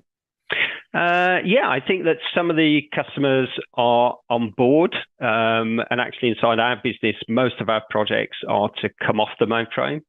And that could be to go to a Linux platform, Microsoft Windows platform. It could be to go into cloud. So people may go into AWS or into Azure or Google Cloud, Oracle Cloud, IBM's cloud. But then there are some customers who are actually quite happy with the mainframe, but there are some cost benefits. From moving from the, if you like, the traditional ZOS processors onto Linux running on mainframe. And some of the projects that we've undertaken are to take those COBOL applications and convert them to Java, but leave them running inside Linux on the mainframe. So, of course, you can get some cost benefits, and you get an application that's written in, if you like, a modern language that's easier to support. And then that gives you the option over the longer term to then take that Java application and move it off the mainframe at some future point. So it kind of depends, really. We see some organizations who want to take the leap and go directly from mainframe straight into the cloud. Some people want to come off the mainframe onto Linux, but maybe keep it on-premise or in a private cloud with the option to move to cloud later.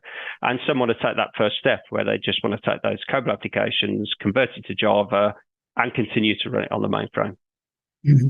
So there's different flavors of modernization that you can implement.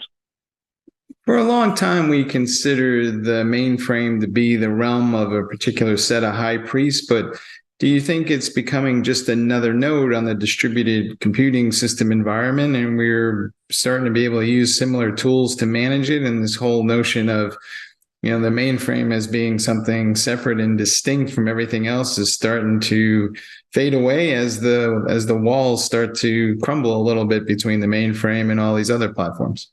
Yeah, I think to a certain extent it is. I mean, the mainframe, as you said, can now run Linux, and that's absolutely a step forward. I think the challenge that we see in organizations, though, is that these applications are written in pretty old languages like COBOL. And in fairness, there's lots of COBOL developers still out there. I remember back in the 1990s, advertisements in one of the British publications, Computer Weekly, saying, if you don't get on board and learn Java, then you'll be working at your local burger place, flipping burgers. And of course, clearly that's not changed. We're 30 years on from that point. But it is a reality that those COBOL developers are starting to retire, and they're moving out of the market. We know that there's not new people coming into this market. You don't come out of college or university having learned COBOL. So I think the pressure is on that shrinking talent pool to a certain extent. So yes, mainframe is absolutely more open than it used to be, but it's still not as easy to move those workloads to the cloud as it would be if you had applications running on x86 processors somewhere in your business. And we've seen customers of ours that have taken, if you like, the low-hanging fruit, taken those environments that sit on x86, they've moved into cloud, and then they've got the monolithic mainframe application still running in the corner that is now present a challenge for their business or organization. So what's that one thing you see people do when they start out to modernize mainframe applications that just makes you shake your head? Or the converse of that is, what's your best advice to folks before they get started? Yeah, well, I've been in this business for some years, and if I go back in my career, maybe 10 to 15 years ago, probably half of the projects that we took on with customers was off the back of a customer failing to complete a rewrite of that application. It was taking too long. They needed to get off the platform, and so they came to us to accelerate that process. My advice would be to complete an assessment first. So really understand what it is that you've got on the mainframe. Consider those different disposition strategies, whether it be refactor, rehost, rewrite, retire, replace, and come up with a clear plan ahead of actually starting that program. I think it's very easy to go, we need to replace this mainframe application. Our preference is to go and rewrite it, and you kind of carry on headlong into that, and it takes you a lot longer. So I think complete a thorough assessment, understand what your strategy is. It should be aligned to the rest of your organization, and make sure that you've got a clear plan with a very clear approach that focuses on the mitigation of the risk to ensure the most predictable outcome. All right, folks, once again, failing to plan is planning to fail. Hey, Tim, thanks for being on the show. Thank you very much indeed, Mike. Thank you for your time. Thank you. All right, back to you guys in the studio.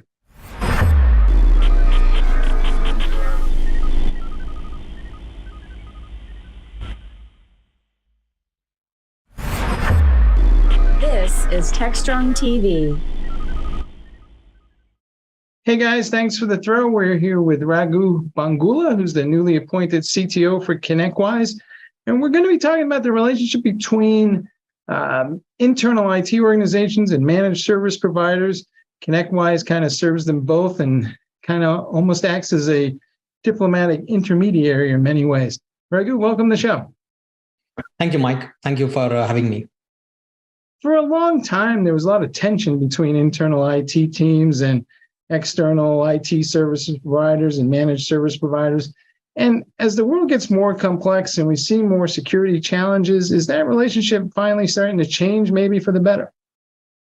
Absolutely. I would say I think it's never one size fits all, Mike. I think there are always organizations which are more technically savvy, who can do it all themselves, whereas there are organizations which need some external help. We as a ConnectWise, instead of dictating one way or the other, we provide tools for everyone, and so that they can pick the tools and solution which help them as a company, okay, and as a managed service provider, so they can succeed to help their customers and their clients, which in terms helps ConnectWise. Okay, so we have always tried to maintain an open ecosystem where there are tools provided by us. In some cases, there are tools provided by some of our partners. So we provide open ecosystem so that everyone can play a fair game and provide the most value for the small businesses. Are you seeing more organizations rely entirely on external IT services providers, or is it still a mix of both? I mean, historically, I think maybe 20% of IT was consumed through an external service. Is that starting to change as well?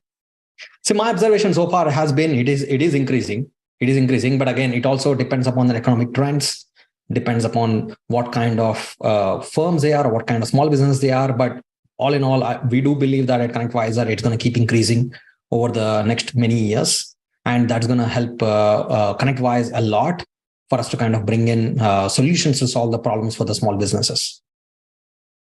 Do you think that as IT goes along, things are getting a little more complex, and have we reached a point where it's just not possible for a smaller organization to kind of keep pace with what's required, the level of security, the rate of change? Is that all conspiring? Is that all conspiring to, push people to rely more on a third-party provider? I think we're already there. To be honest with you, at this point, there's not a one small business who can do it all by themselves, even though how technology savvy they are. So there are definitely tools which they need to rely on third-party providers, like especially like as you mentioned, security. For example, security gets complex and complex, over the years, and there are always new security threats. There are always new ways of security risks to keep up with that. I think they always have to rely on third-party service providers. Now, even when they rely on third-party service providers, it's all like, the way I look at it is like Lego pieces. Like you can build your own Lego pieces all the way from scratch, or you can buy a pre-built, a toy which you can directly deploy it and use it. So it all depends upon the maturity of the organization. But all in all, I don't think there's a single small business now which can do all by themselves anymore. I think we're already there, and it's going to get further complex. Now, but the approach to the solutioning, definitely there are many ways to kind of how you solution the problem. I think that's where we come in. We provide an open ecosystem for everyone to participate and provide the small business what makes sense for them as a company. It also seems that the skill shortage out there is a perennial issue. I don't think we're ever going to get to the point where we have enough people with the right set of skills. So is this also something of a labor arbitrage game now, where we need to figure out a way to, what is the most efficient use of IT skills, and how do we kind of distribute that across a large base of organizations? Absolutely. See, unemployment rate in IT always has been super low. In some cases, it's also called negative, because you hardly cannot find enough software or IT folks to do the jobs. So automation always has been the key. I think it's going to further increase over the years, because you want things faster and better. So for that reason, I think always there will be demand for solutions which provide automation. That's when I think we come in. So skill shortage always has been a challenge. It has further increased after the COVID slowdowns and COVID lockdowns. But it was always been a problem. It has just, we have seen that challenge increase much more in 2021 and 2022. And I believe, and we as a company believe, that that's going to keep occurring as more and more solutions become mature. To what degree is security also further exacerbating that equation? Because it seems like, we have a huge shortage in the cybersecurity space, and yet Absolutely. the bad guys are adding more capabilities. So is this equation also pushing us towards a different way of thinking about how we consume IT? Absolutely. So security is one area where there has been a constant innovation, and at the same time, constant threats. There are new threats evolving every day. So you need a focused effort for cybersecurity. So you need teams who are just day in, day out figuring out what's coming out there and how to kind of solve them. So I don't think any company of any size today can do it all by themselves for cybersecurity. They have to rely on third-party providers. They have to rely on ecosystem providers who can solve that. And security is also a layered problem. There's multiple layers of threats, everything from network to storage to application to the user machines. So there are different layers of security challenges too. And there's no one security solution provider which solves all two. So it always has been a combination of, there are experts in each of these layers. So I think it's all about like figuring out what those are and assembling them. Security, I don't think we are already there. I don't think can be first thing solved completely internally or can be solved with one provider. Okay, so you definitely have to pick an ecosystem which multiple providers can play in to solve different layers. I think if you have had an opportunity to come to IT Nation Connect or watch the videos, I think you would see that our GM Rafi has gone through kind of different. He has almost did a matrix. What are the different layers of security? Where are the challenges, and how we can help to solve each of those layers? So I would say I think we are already there, and security is much more complicated than it was like a couple of years ago, and it's going to get further complicated just because of the various ways how users are using the devices, how the systems are accessed, providing more threat vectors. And we need a proactive stance for any company. And at ConnectWise, I think one of the big things I've seen is we are a security first company. We have a general manager completely focused on security. We also have a CISO, whose 100% job is just focused on security, trying to kind of protect both our internal systems and also the systems which we are providing to our customers and partners. So pretty much all engineering teams are security first minded. So now definitely that is needed to kind of build the protections, build the security, shifting left as much as possible. The shift left strategy is very important so that you try to protect as much as possible proactively.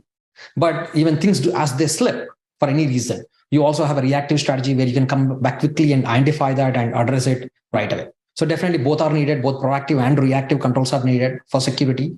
And you need a solid solutions for each of the layers. I think at ConnectWise, with our own internal solutions, plus also what we are partnering and what the partnerships we have announced at IT Nation Connect, I think we'll be able to solve pretty much all the vectors of the threats. What do you think is the biggest challenge that managed service providers face today? And what is it maybe that their customers don't really appreciate about those challenges that kind of needs to be better understood by all concerned? Yeah, I think definitely, I think it's all about efficiency. I think in my opinion, what small business care about is efficiency and how well as a managed services provider can provide that efficiencies, okay, whether through an automation. And in many cases, I would say there are a lot of things managed service providers do, which small businesses are not even aware because they happen behind the scenes and they're always, they always work. Let me put it that way. So those are some things I think, which might not be appreciated in some cases, but that aside, I think, I would say, I think if managed services providers keep providing the value, I think they're going to be noticed one way or the other. They're going to be noticed over the time because that's amount of work which a small business is not having to focus those are the parts of the equation which they don't have to worry about because that always works. I think so that's going to be the key. And to get to the efficiency, I think automation is going to be the key. Automation workflows are going to be the key. So how can you kind of automate, or there are pieces of work which a small business never have to think about. I think if they solve from the customer perspective, if they think about from a customer, what is that they're doing today, which they don't have to do. I think if managed service providers start thinking that way, including, us, that's what we think about. What do we do today so that, our customers or managed service providers, they don't have to do that anymore.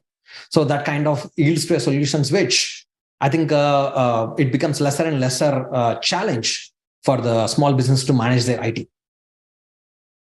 As you think that through, of course, everybody wants a good deal, but do you think there's too much pressure on pricing? And a lot of times the end customer doesn't really understand that, what the trade-off is for something that they perceive to be a really good deal, but then they may realize that they have some sort of substandard level of service. So do we need a better conversation about pricing in general?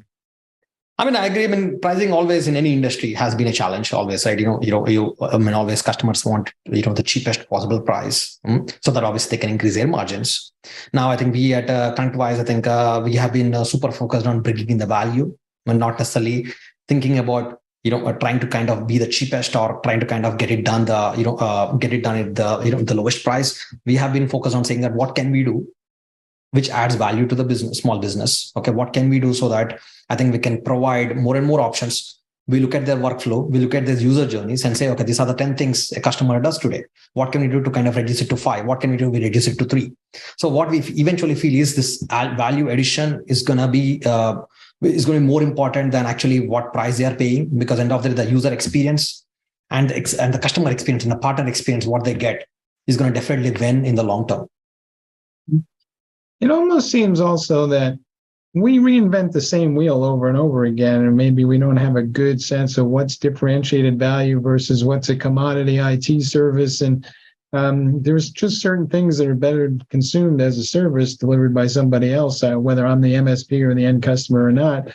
So do we need to have a better understanding of exactly what it is that we need to focus on as the customer versus something that is just delivered as a commodity by somebody like you guys? Yeah, I think that always happens. So me being in the software industry for 20 years, I've seen this journey where when there are new problems occur or when there are new solutions which are not as mature, there's a lot of reinvention. Like everyone tries to reinvent, including customers, including service providers, including managed service providers. everyone tries to reinvent. As the maturity improves, it becomes a table stakes. When it becomes a table stakes, it becomes a commodity. At that point, what would happen is now it reaches an inflection point. It makes it cheaper and efficient to actually go and use a third-party service provider to do that instead of doing it ourselves. But when things are in early stages, there's always a question of what makes the most sense. That's where you see a lot of wheels spinning on, like everyone trying to solve the same problem. So that occurs. But what I feel is, in this industry also, as solutions become more and more mature, across the board, like we have already seen with RMMs and things of that sort, where they become mature. I think most of them rely on third parties to kind of solve that problem instead of solving it by themselves. So what's your best advice to folks? What kind of, after all these years, makes you shake your head and go, geez, I can't believe that we're still having this conversation? And what is it you wish that everybody would just kind of wake up and move beyond? Yeah, I think, so to me, I think software, like compared to last 20 years, it's been extremely, extremely mature. Take advantage of the tools. As you said, don't reinvent the wheel. Get the components, get the Lego pieces and put them together. Don't try to build the Lego pieces by yourself because there are a lot of Lego pieces available. Okay. And pick an ecosystem which is open, like, ConnectWise ecosystem, like with where we are going with our Azure platform. So that way you can come up with a combination which works best for you. So that's what we would say. That's no different than what AWS has done for the cloud. Or AWS or Azure or Google have done for the cloud. A similar thing, I think Azure is trying to do that for the MSP space. So that's my advice. Pick any open ecosystem. Don't build the Legos. Assemble the Legos, which makes most sense for you. All right, folks, you heard it here. Don't reinvent the same wheel over and over again. If you want to get the most out of IT, do something unique with it because somebody else can probably do all the other bits better than you can. Hey, Raghu, thanks for being on the show. Thank you. Thank you, Mike. Thank you for having me. All right. Back to you guys in the studio.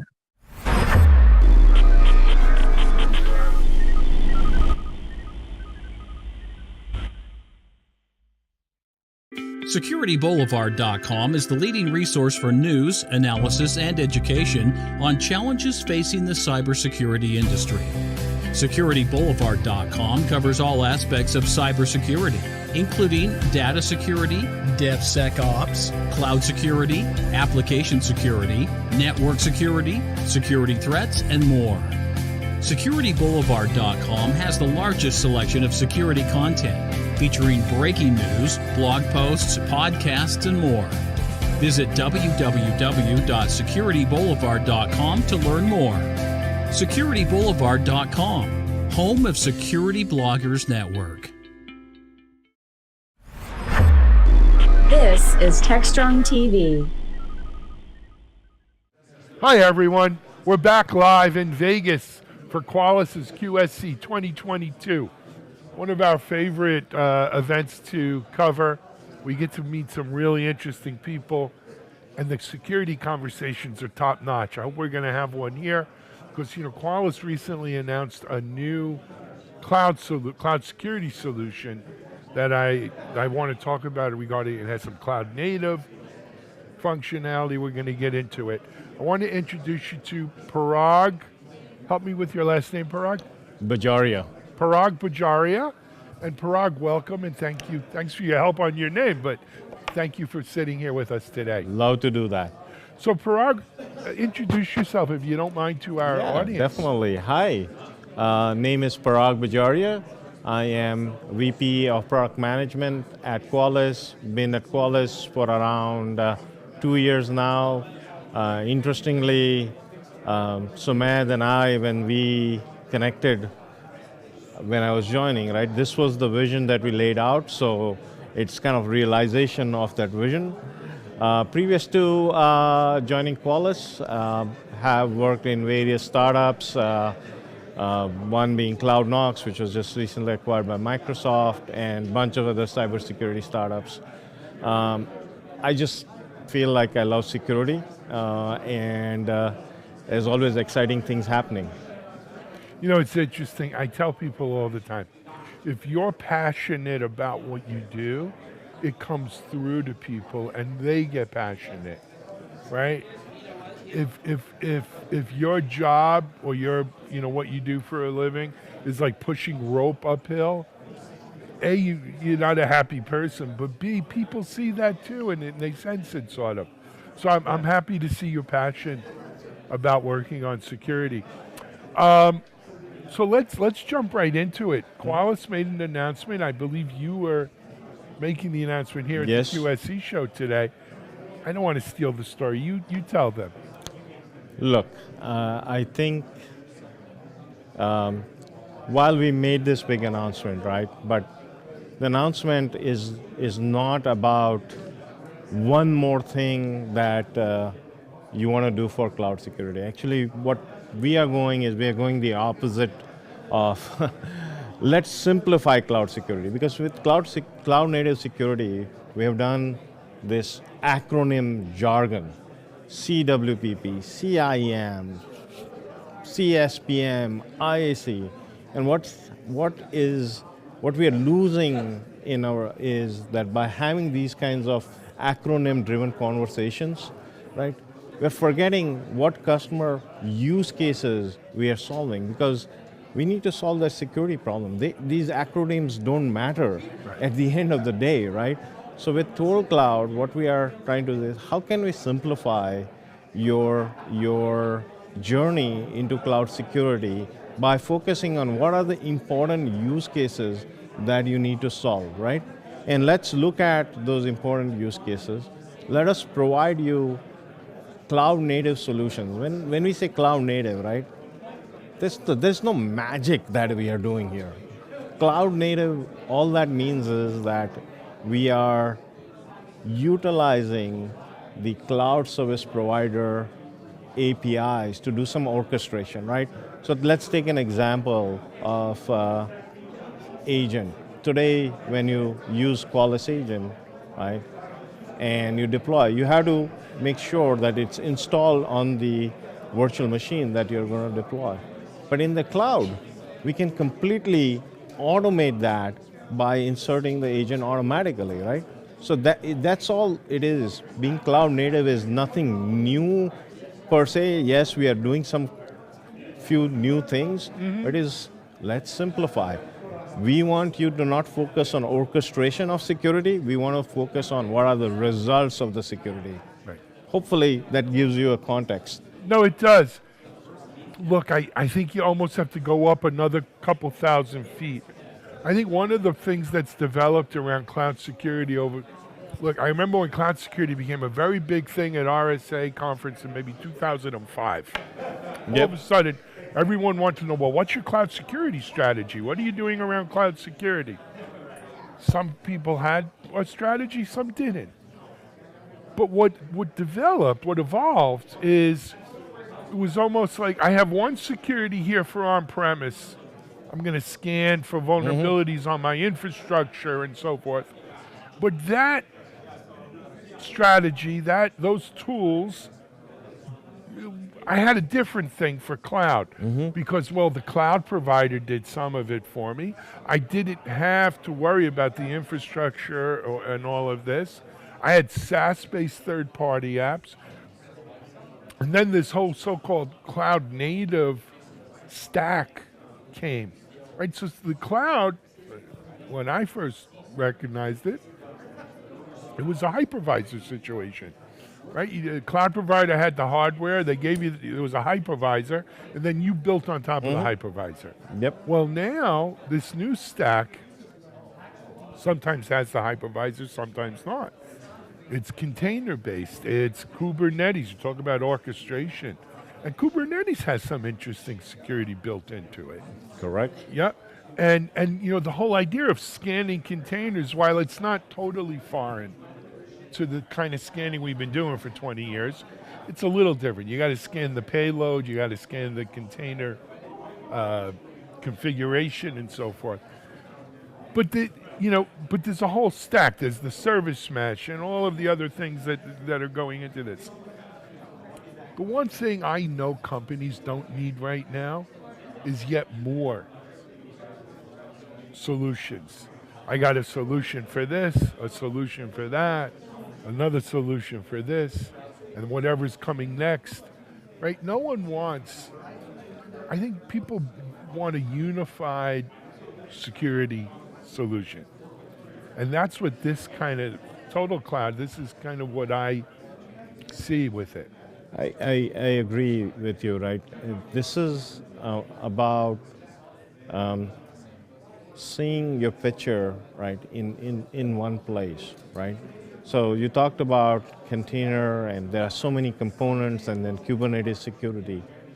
It's fine. I mean, all those primitives need to exist to ensure security, but you need an overlay layer, right, that can simplify some of this, right? And one of the things that with Container World has been very, very good from a security vendor's perspective, right? In the Container World, we have started to do a lot of things shift left. Yeah. Right? So before we kind of get into the mess, once you deploy stuff, it's messy, like operating because on a now live you need to clean patient. up, right? Right, You need yeah. to mop up, Yeah. right? And change tracking and all the hassles. Somebody needs to now report on it. Why do all of that, right? So runtime security is like your backup security, right? Clean it up early on, right? And that's where, again, this total cloud vision is, let's simplify security, right?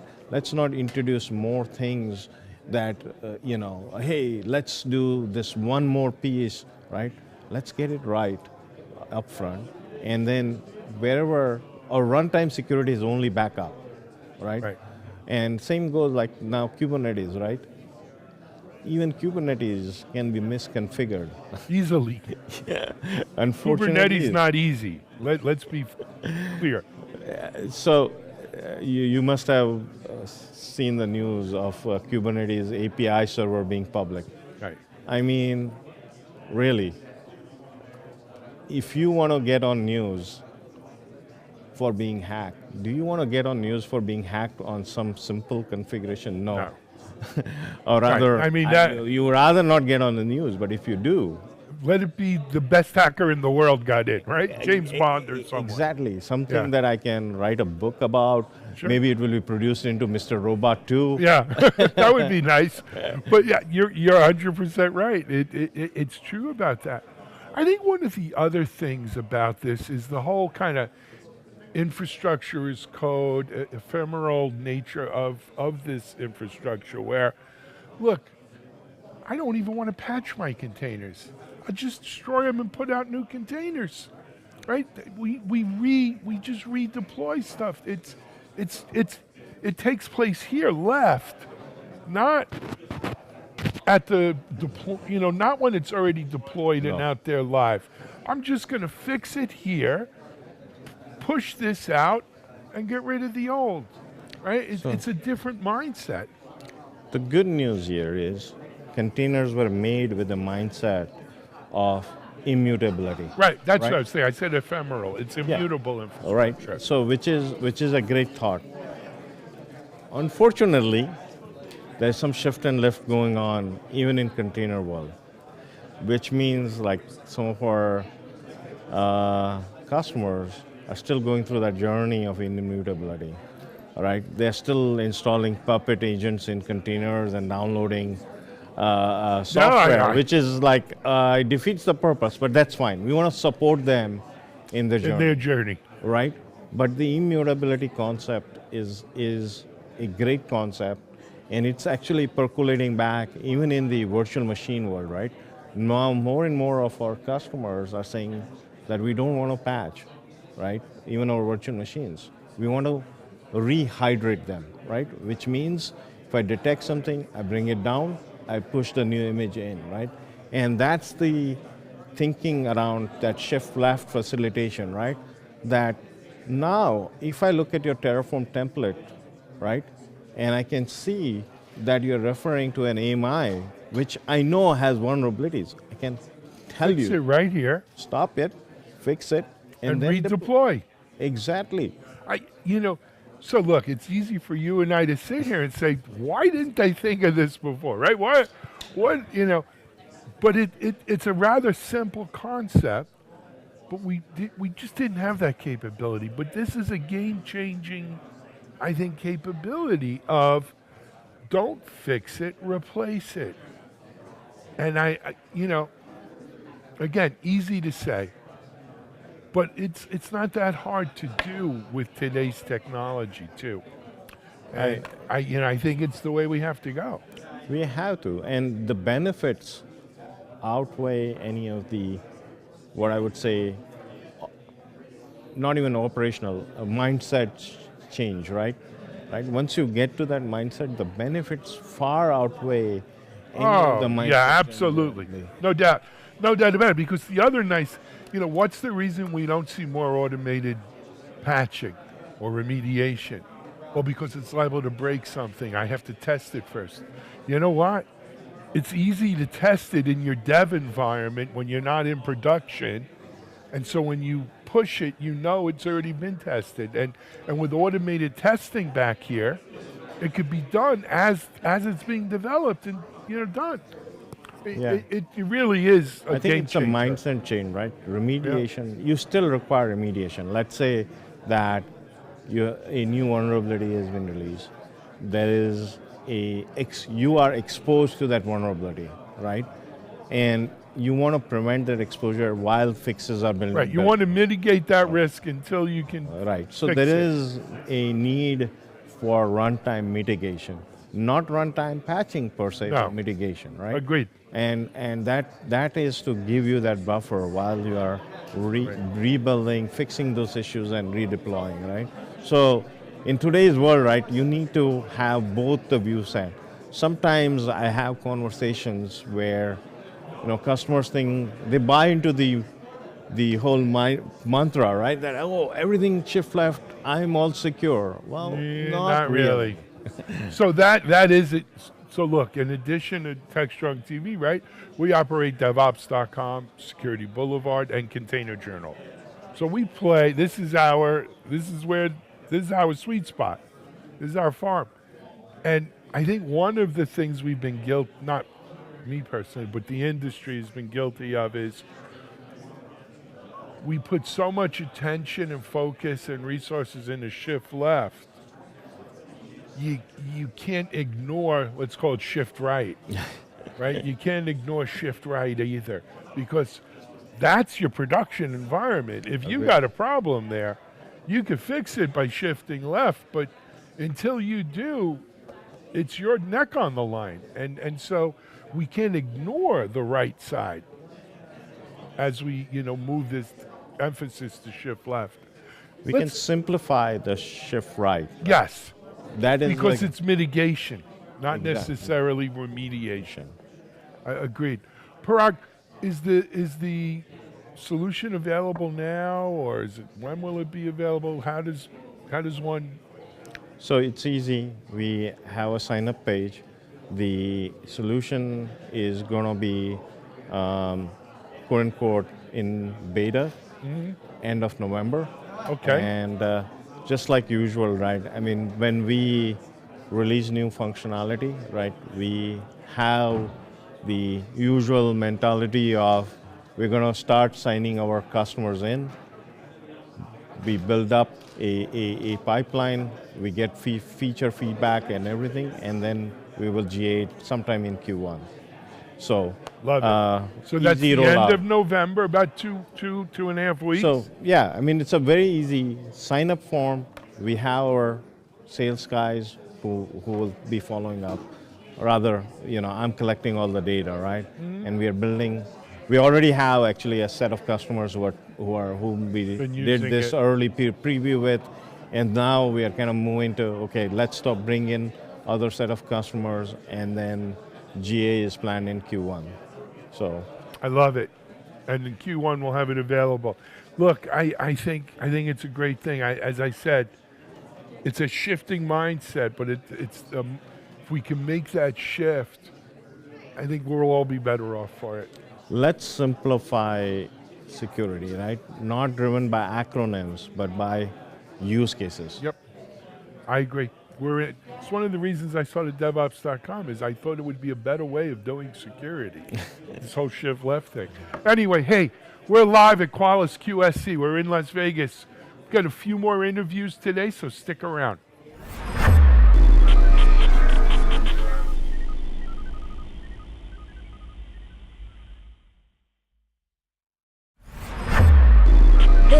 is Techstrong TV. All right. Hey, we're back here in Vegas. Welcome.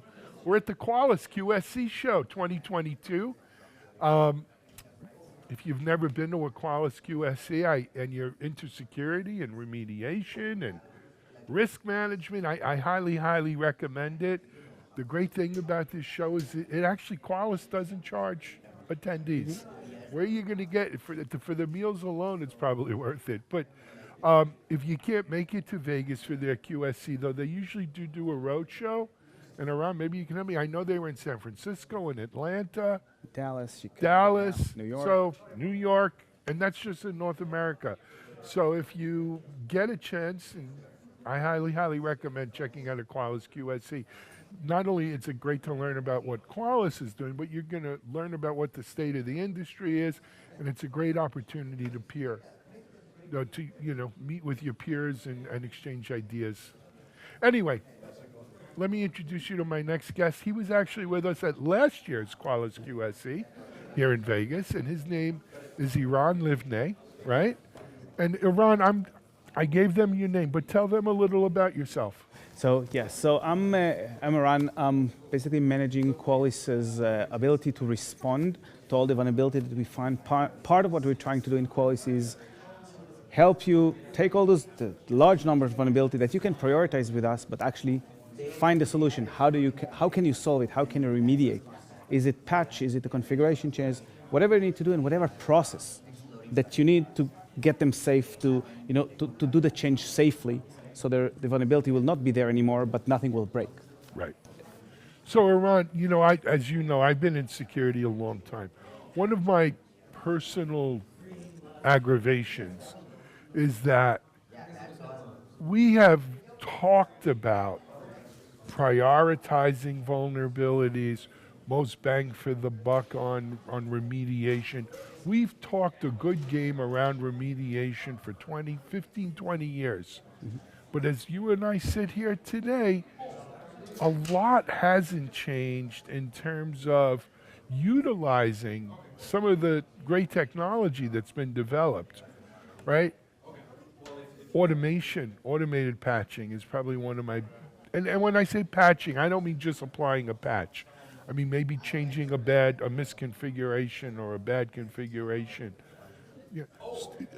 It's not that doing it is hard, but for whatever reason, I used to think it was a security industry problem. It's not just the security folk.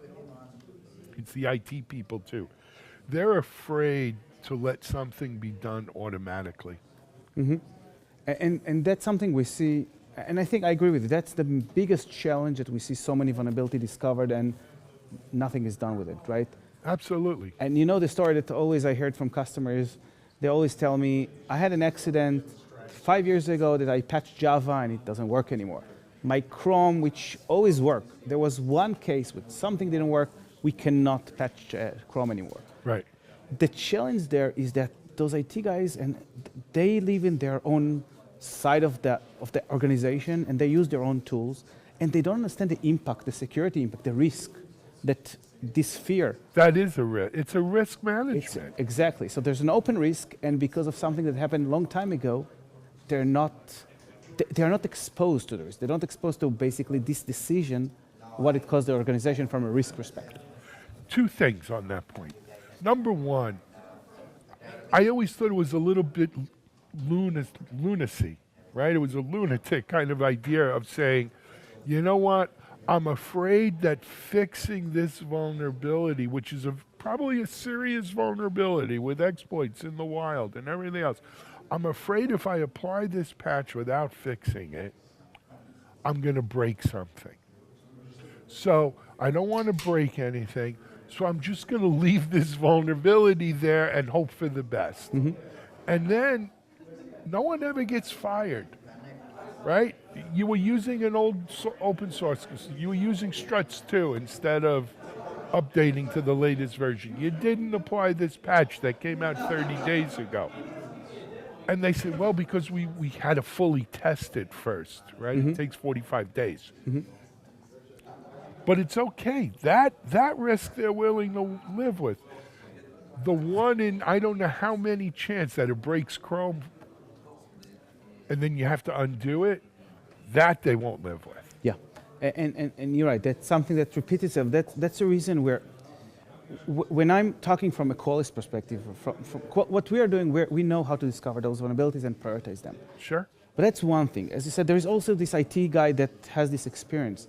What we're trying to do, we're trying to bridge this gap. We're trying to show IT, here is what it means not to take this action. Here is what it means not to deploy the Chrome patch or not to deploy this Java. This is how much risk you're exposed to. So we're trying to bridge the gap and show those two different people what's going on in each one of each one of their roles. And yes, there are cases where you may you don't want to patch a production environment immediately because if the production breaks, you may lose more money. A great example: ICU devices.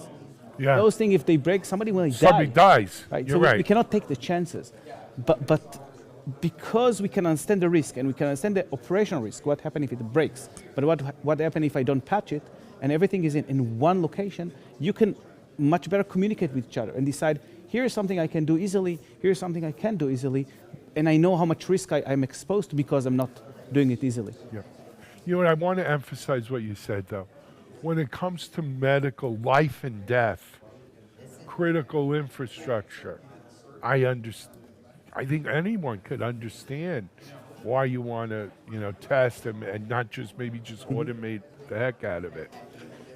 But then there's another element, and you hit on it when you spoke not before, and that is, well, it broke Chrome once. Yes. The chances, usually what happens is because it broke Chrome once, that's the first thing people are going to test in a patch. Let's make sure it doesn't break Chrome again. Exactly. Right? So there's probably less of a chance of it breaking Chrome than something that we haven't seen before. Mm-hmm.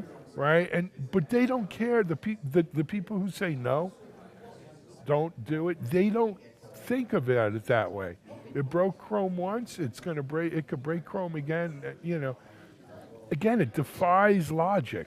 Exactly. And we also talked a little bit before about automation, right? Yeah.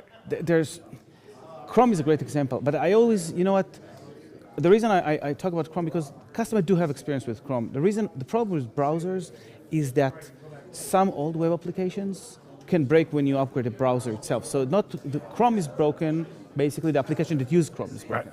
Right. And the thing is, it happened long ago because JavaScript and all those things are, 5-10 years old application may cause the problem, but it's 99% is not the case. But let's take another example. iTunes, VLC. You won't believe how many customers we run. We have all those anonymous report, but how many customers are using those? What can happen if iTunes breaks? How many company needs iTunes as a mission critical application? Everybody's using it to stream. Yeah, of course. If that doesn't work, somebody will not be able to stream music. I bet the business will survive.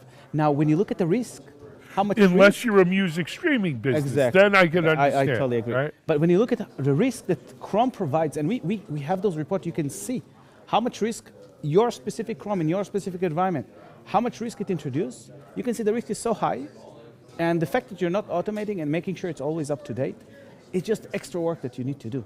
When you have to go through all these reports and you have to manually patch Chrome, it doesn't make sense.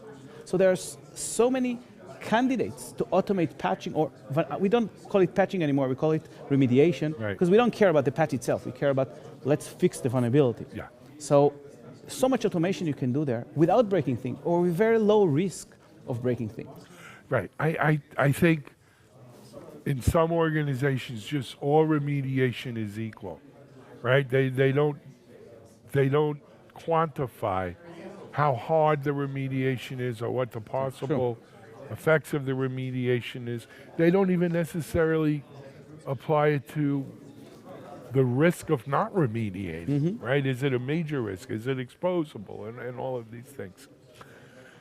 Iran, I want to talk to you a little bit. The economy, it's no secret, right? We've seen layoffs in tech. We haven't seen layoffs in tech in I don't know how long. And everybody's budgets are shrinking. Though, to be fair, security is more important than it's ever been before. And it's a bit of a sacred cow, right, the security budget. But nevertheless, we're going to have to make do with less, right? Less headcount, less people, less hands. And my theory, and I spoke to you about it off camera, is that this may in fact help, kind of not force, but encourage companies to use more automation for remediation. What do you think? I totally agree with that. Because when you think about automation, it's not only if somebody gets fired, or we will fire somebody because we're automating things. It's actually the thing that we see with automation the most is you get more efficient. So the same, if our people, there's less people in the company, less people can achieve more with automation. And the key with automation, always when I say automation, I like to say smart automation. And not just call it automation, because people are worried about automation. As you say, we don't want to automate patching for ICU devices, right? But smart automation means let's understand where most of the risk is. Let's understand the operational risk. So what can happen if if iTunes break, if Chrome break, on the workstation compared to production environment, right? Those are different questions that we need to ask. Once we understand the operational risk, what can go wrong, and what is the risk itself, the security risk that I'm exposed to because I'm not patching, automation can play a huge role because there's so many places you can apply automation, and basically we call it in quality zero-touch automation. You define it once and it takes care of itself. It basically takes care of making sure that there's no zero-day. Chrome just released 2 weeks ago, over the weekend or before the weekend, they released a critical zero-day patch. What most organizations need to do, they need a person to go spend the time over the weekend, test everything, package everything, and deploy everything. If they have automation running, they don't need this person. The person doesn't need to spend the weekend. Absolutely. You say that. A lesson I learned early on in my security career is I was talking to a CIO at I forgot what it was, at a bank or a company, and I made that argument. You know what? If you would use vulnerability prioritization, you do your scan, you know which ones are the ones you must do first, your people wouldn't have to work on weekends. You know what he told me? He said, I pay them by the week. I don't care if they work weekends. And that was, that's a bad attitude. Let's face it, right? You burn through your people like that. But I hope, if there's a silver lining in this economic malaise and stuff, that we will see more automation, smart automation, like you're talking about, because that's the key, right? And the more people use it, the more confidence, the more they'll use it more. Exactly. And I have actually a great customer story that tells the story that they start with automation, they start to trust the system, they see that the demon is not so bad, it's not really as frightening as it sounds, and they try to trust it more and more. So there's less change control. You just trust the system. And there's one more important thing. When we talk about automation, there's what I call proactive automation. Those are the patching of Chrome. So once you automate the patching of those low-hanging fruit, the things that you can automate easily, you don't have to mess with all those large detection reports because you're taking care of those before we even detect the vulnerability. Again, save you time, save your people the need to do those work on a regular basis. Absolutely. And I hope you have more stories like that to tell us next year. Right? Because that'll be a key thing. Eran, thank you for coming in again. I hope it won't be a whole year till we talk to you. But, we do this 3 days a week. You can always come on and say hello. I will. Thank you very much. All right. We're live in Las Vegas at Qualys QSC 2022. We'll be back in just a little bit with some more interesting guests and insights into the state of security.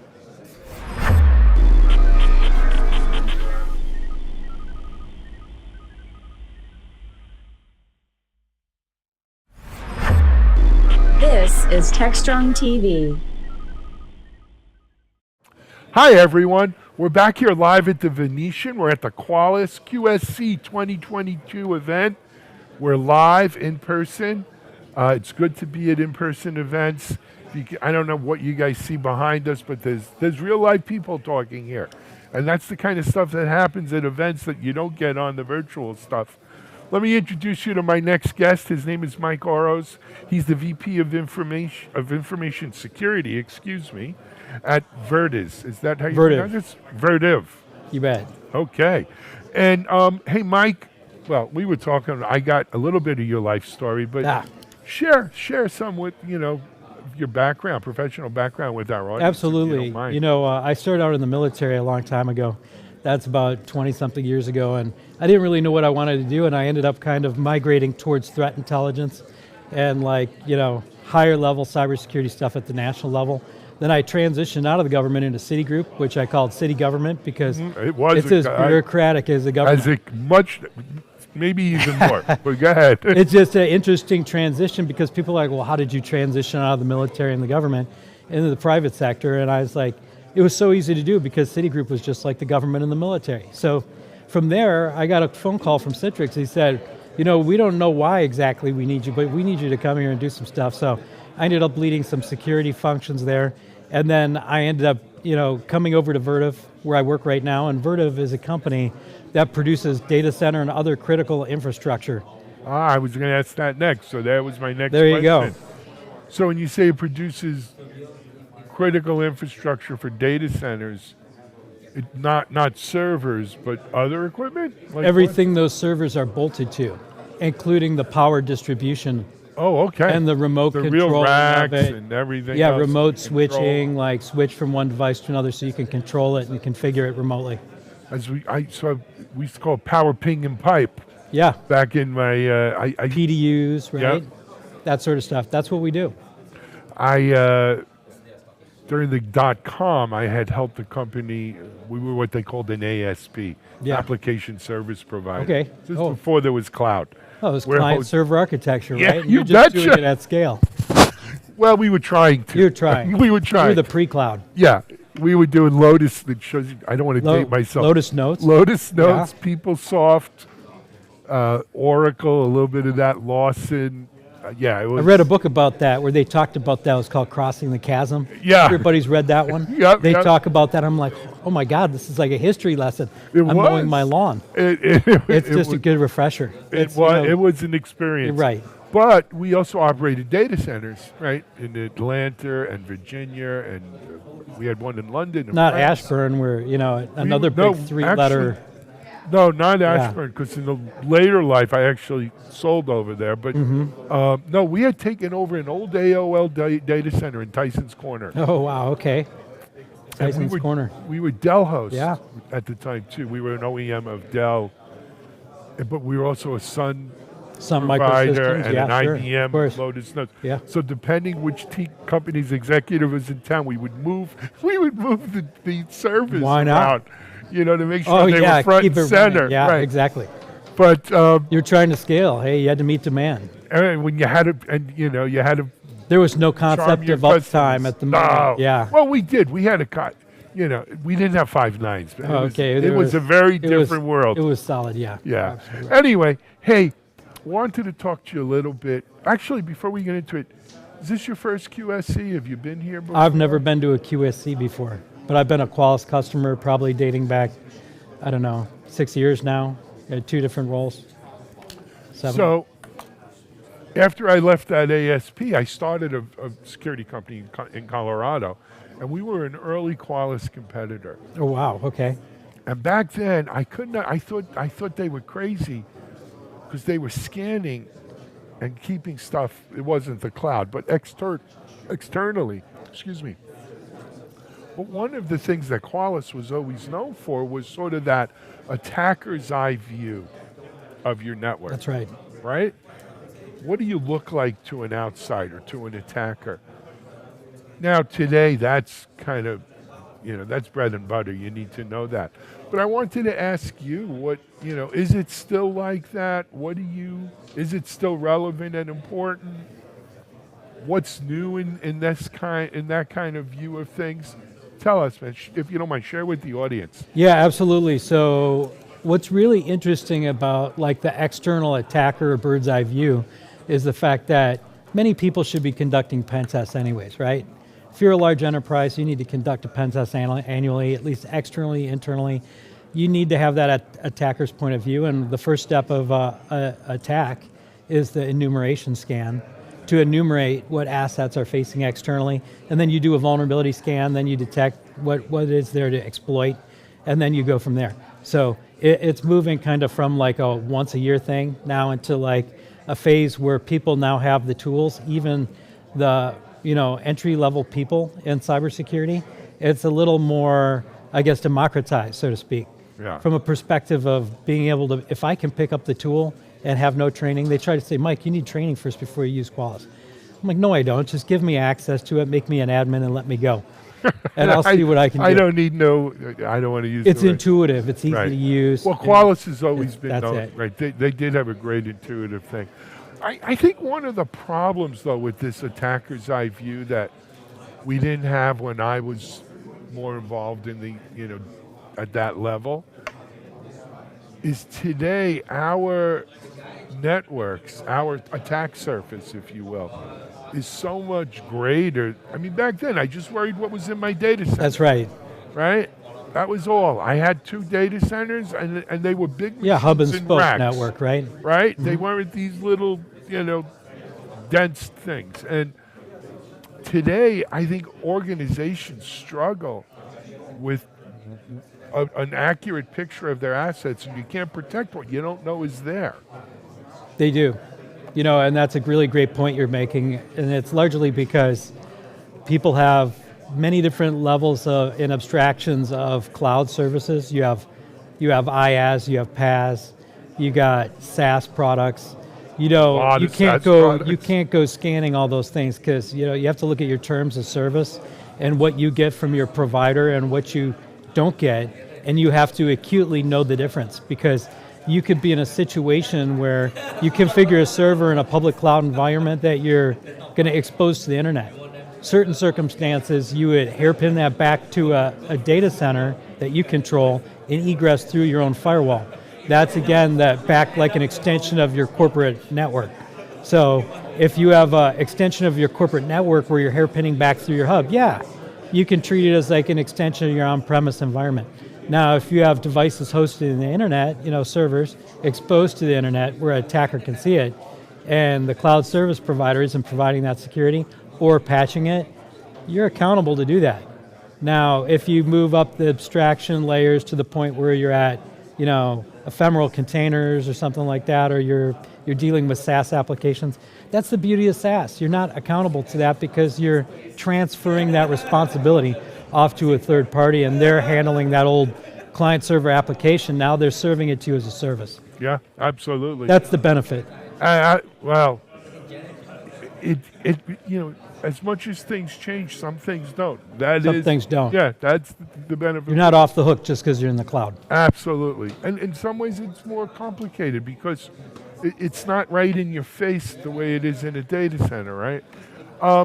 Let's talk a little bit about how you use Qualys for this. Qualys, you know what? We started with VMDR, which is vulnerability management. Sure. And when I began talking with Qualys, I'm like, wait, you make an asset, like cybersecurity asset management tool? That's great. Bring it all together. So then I was like, you make a web application scanner? I can use one of those. Absolutely. I'll give it a try. You know what? We have multiple different types of applications, and I do buy some other vulnerability scanning tools, but there's no greater value than having one pane of glass where you can optimize the resource utilization. And I'm going to kind of be talking about that a little later today in my session. But the bottom line is we use Qualys to scan all those environments and scan all those hosts. We use it to scan virtual machines. I use it to scan and detect like the versioning of the security tools I've deployed, like Zscaler. We have clients that we run, and we want to make sure those are in support. We have our VPN clients. I want to make sure those are the correct version. They're not end of life, end of support. So who would have thought you can use a vulnerability management tool, what everybody thought was vulnerability management, I can use it to patch. So I can scan, I can find issues with components within apps, I can use it to detect vulnerable apps, end of life, end of support apps, and now I can push a button and patch it. Last week I was patching.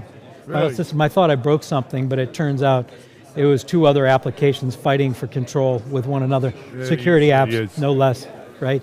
I'm glad you brought that up, though, because my own private little survey, right? Look, this whole issue of automation, as the economy gets crappy, right? Companies want to do more with less. Do more, you're right. Less people, less headcount. People are expensive. And so maybe because we've had automation available for patching for a long time. Granted, it wasn't perfect. There were issues, but we've had automation around, and it hasn't gone mainstream as much as we would like. Maybe this is the kind, this economic situation is what we need to give it that push. You're right. And say, there's some secret sauce to it, though. So I'm happy to share that. It's because it's not just with me, though. Yeah, okay. Go ahead. No, I'm sorry. Just a couple of thousand. Yeah, exactly. People, no worry, I'm go very ahead. happy to talk to that right there. So it's the proverbial challenge of asset management and assigning ownership to those applications. So you oftentimes you run in a complex hybrid environment. You got some applications that, hey, we bought it 15, 20 years ago. It was working great then. It works great now. But let's face it. Some of the parts of that thing were maybe open source. Maybe they're vulnerable. Maybe something can be exploited. Just because it works great doesn't mean it is in fact secure. So it's like anything. You have to basically have a thorough understanding of your environment. What are the interdependencies for those applications? And let's say browsers, great example. What if you have an application that uses a legacy browser and you go patching everything? You just broke manufacturing.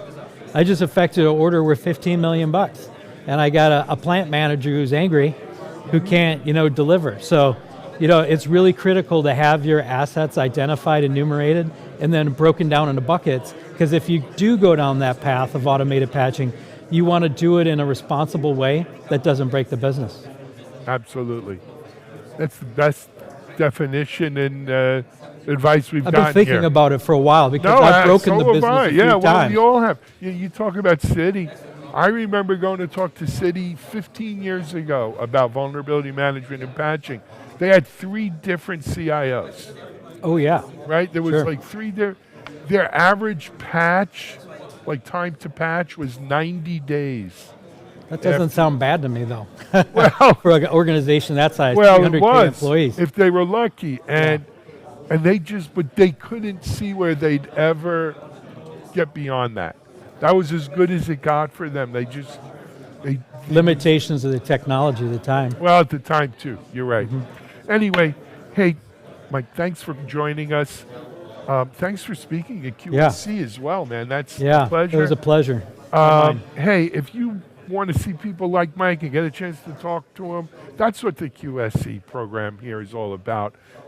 Maybe you want to check it out when it comes to a town near you. We're going to take a break here on Techstrong TV. We'll be back in just a moment.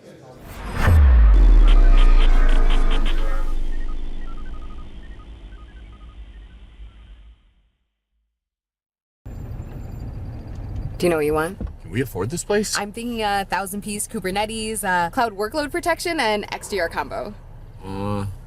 Yeah, I actually don't see any prices. Hello, how can I schedule a demo for you today? So we're on a budget. Okay. How much is your 1,000-piece Kubernetes? What solutions are you currently evaluating? You don't have to order off that thing. We don't? How did you get in here? Check this out. Uptick's secret dollar menu. Order today and you can secure any combo of cloud and endpoint assets through the end of next year. All for $1. What if I want to secure 100 Mac laptops and 900 Linux servers? Yeah, $1. What if I want 500 laptops and 500 Kubernetes nodes? Just $1? Yep, mix and match to create the combo that works for you. What about customer support? Yep, everything for just $1. We're gonna order off the Uptick secret dollar menu. And seriously, how did you get in here? Seriously. Try the Uptick's combo of CNAP and XDR, delivered in a single UI and data model. Just $1 to secure your cloud, containers, and laptops through the end of next year. Offer ends December 31st.